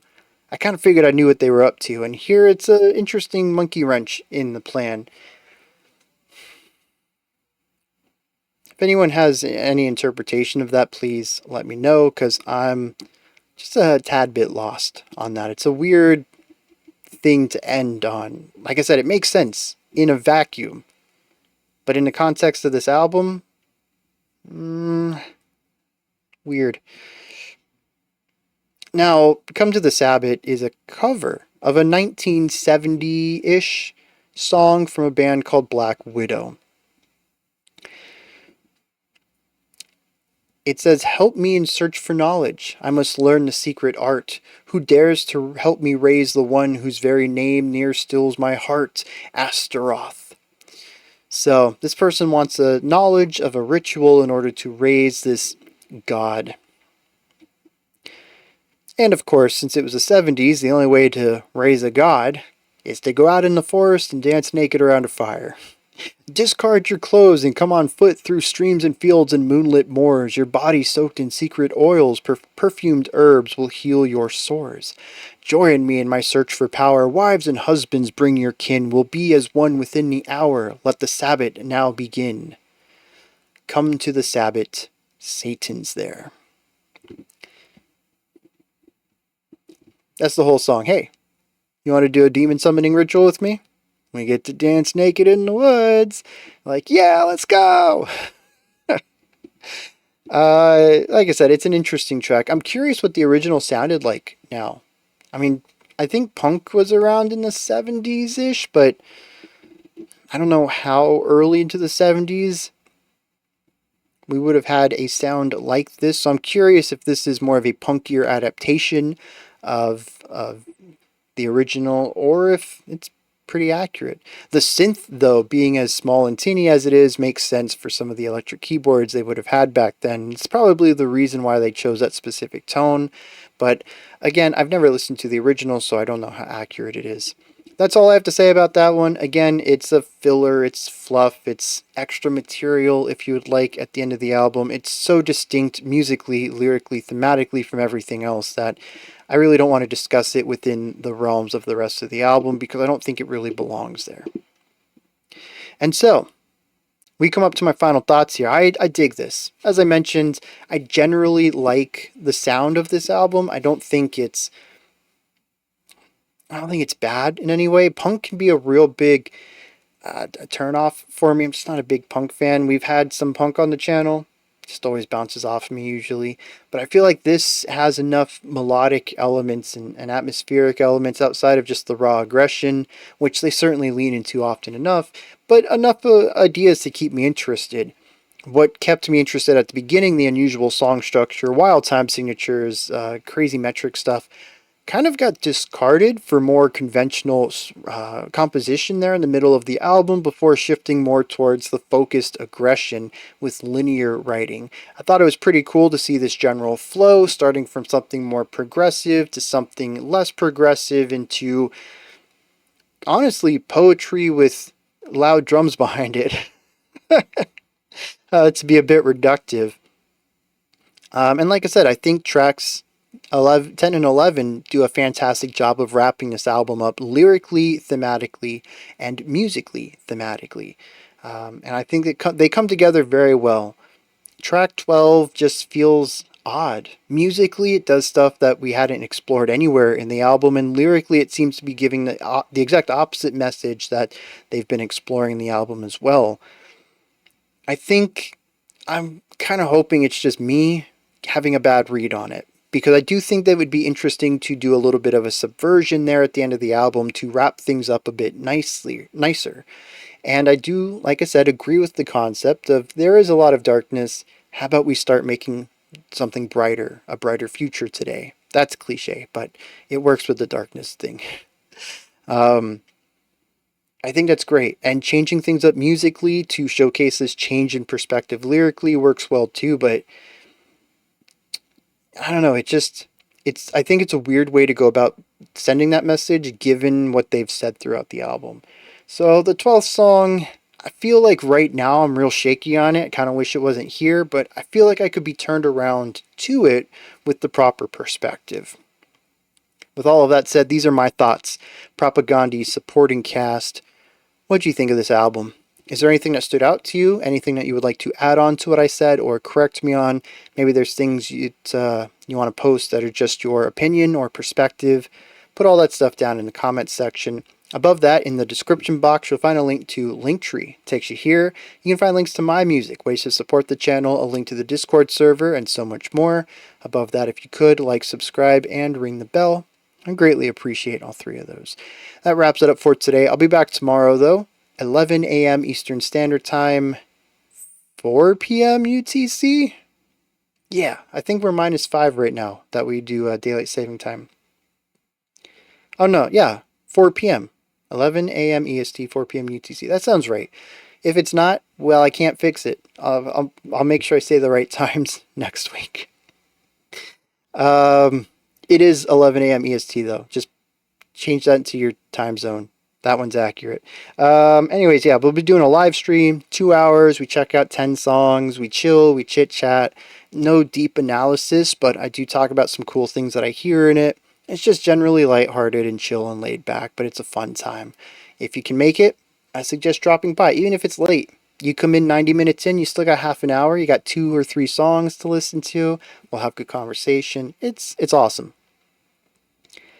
Otherwise, though, if you can't make it or if that doesn't concern you, there's always Monday. We're going to kick it off with next week's theme, which I think is Drum Cam Week, drumming focus.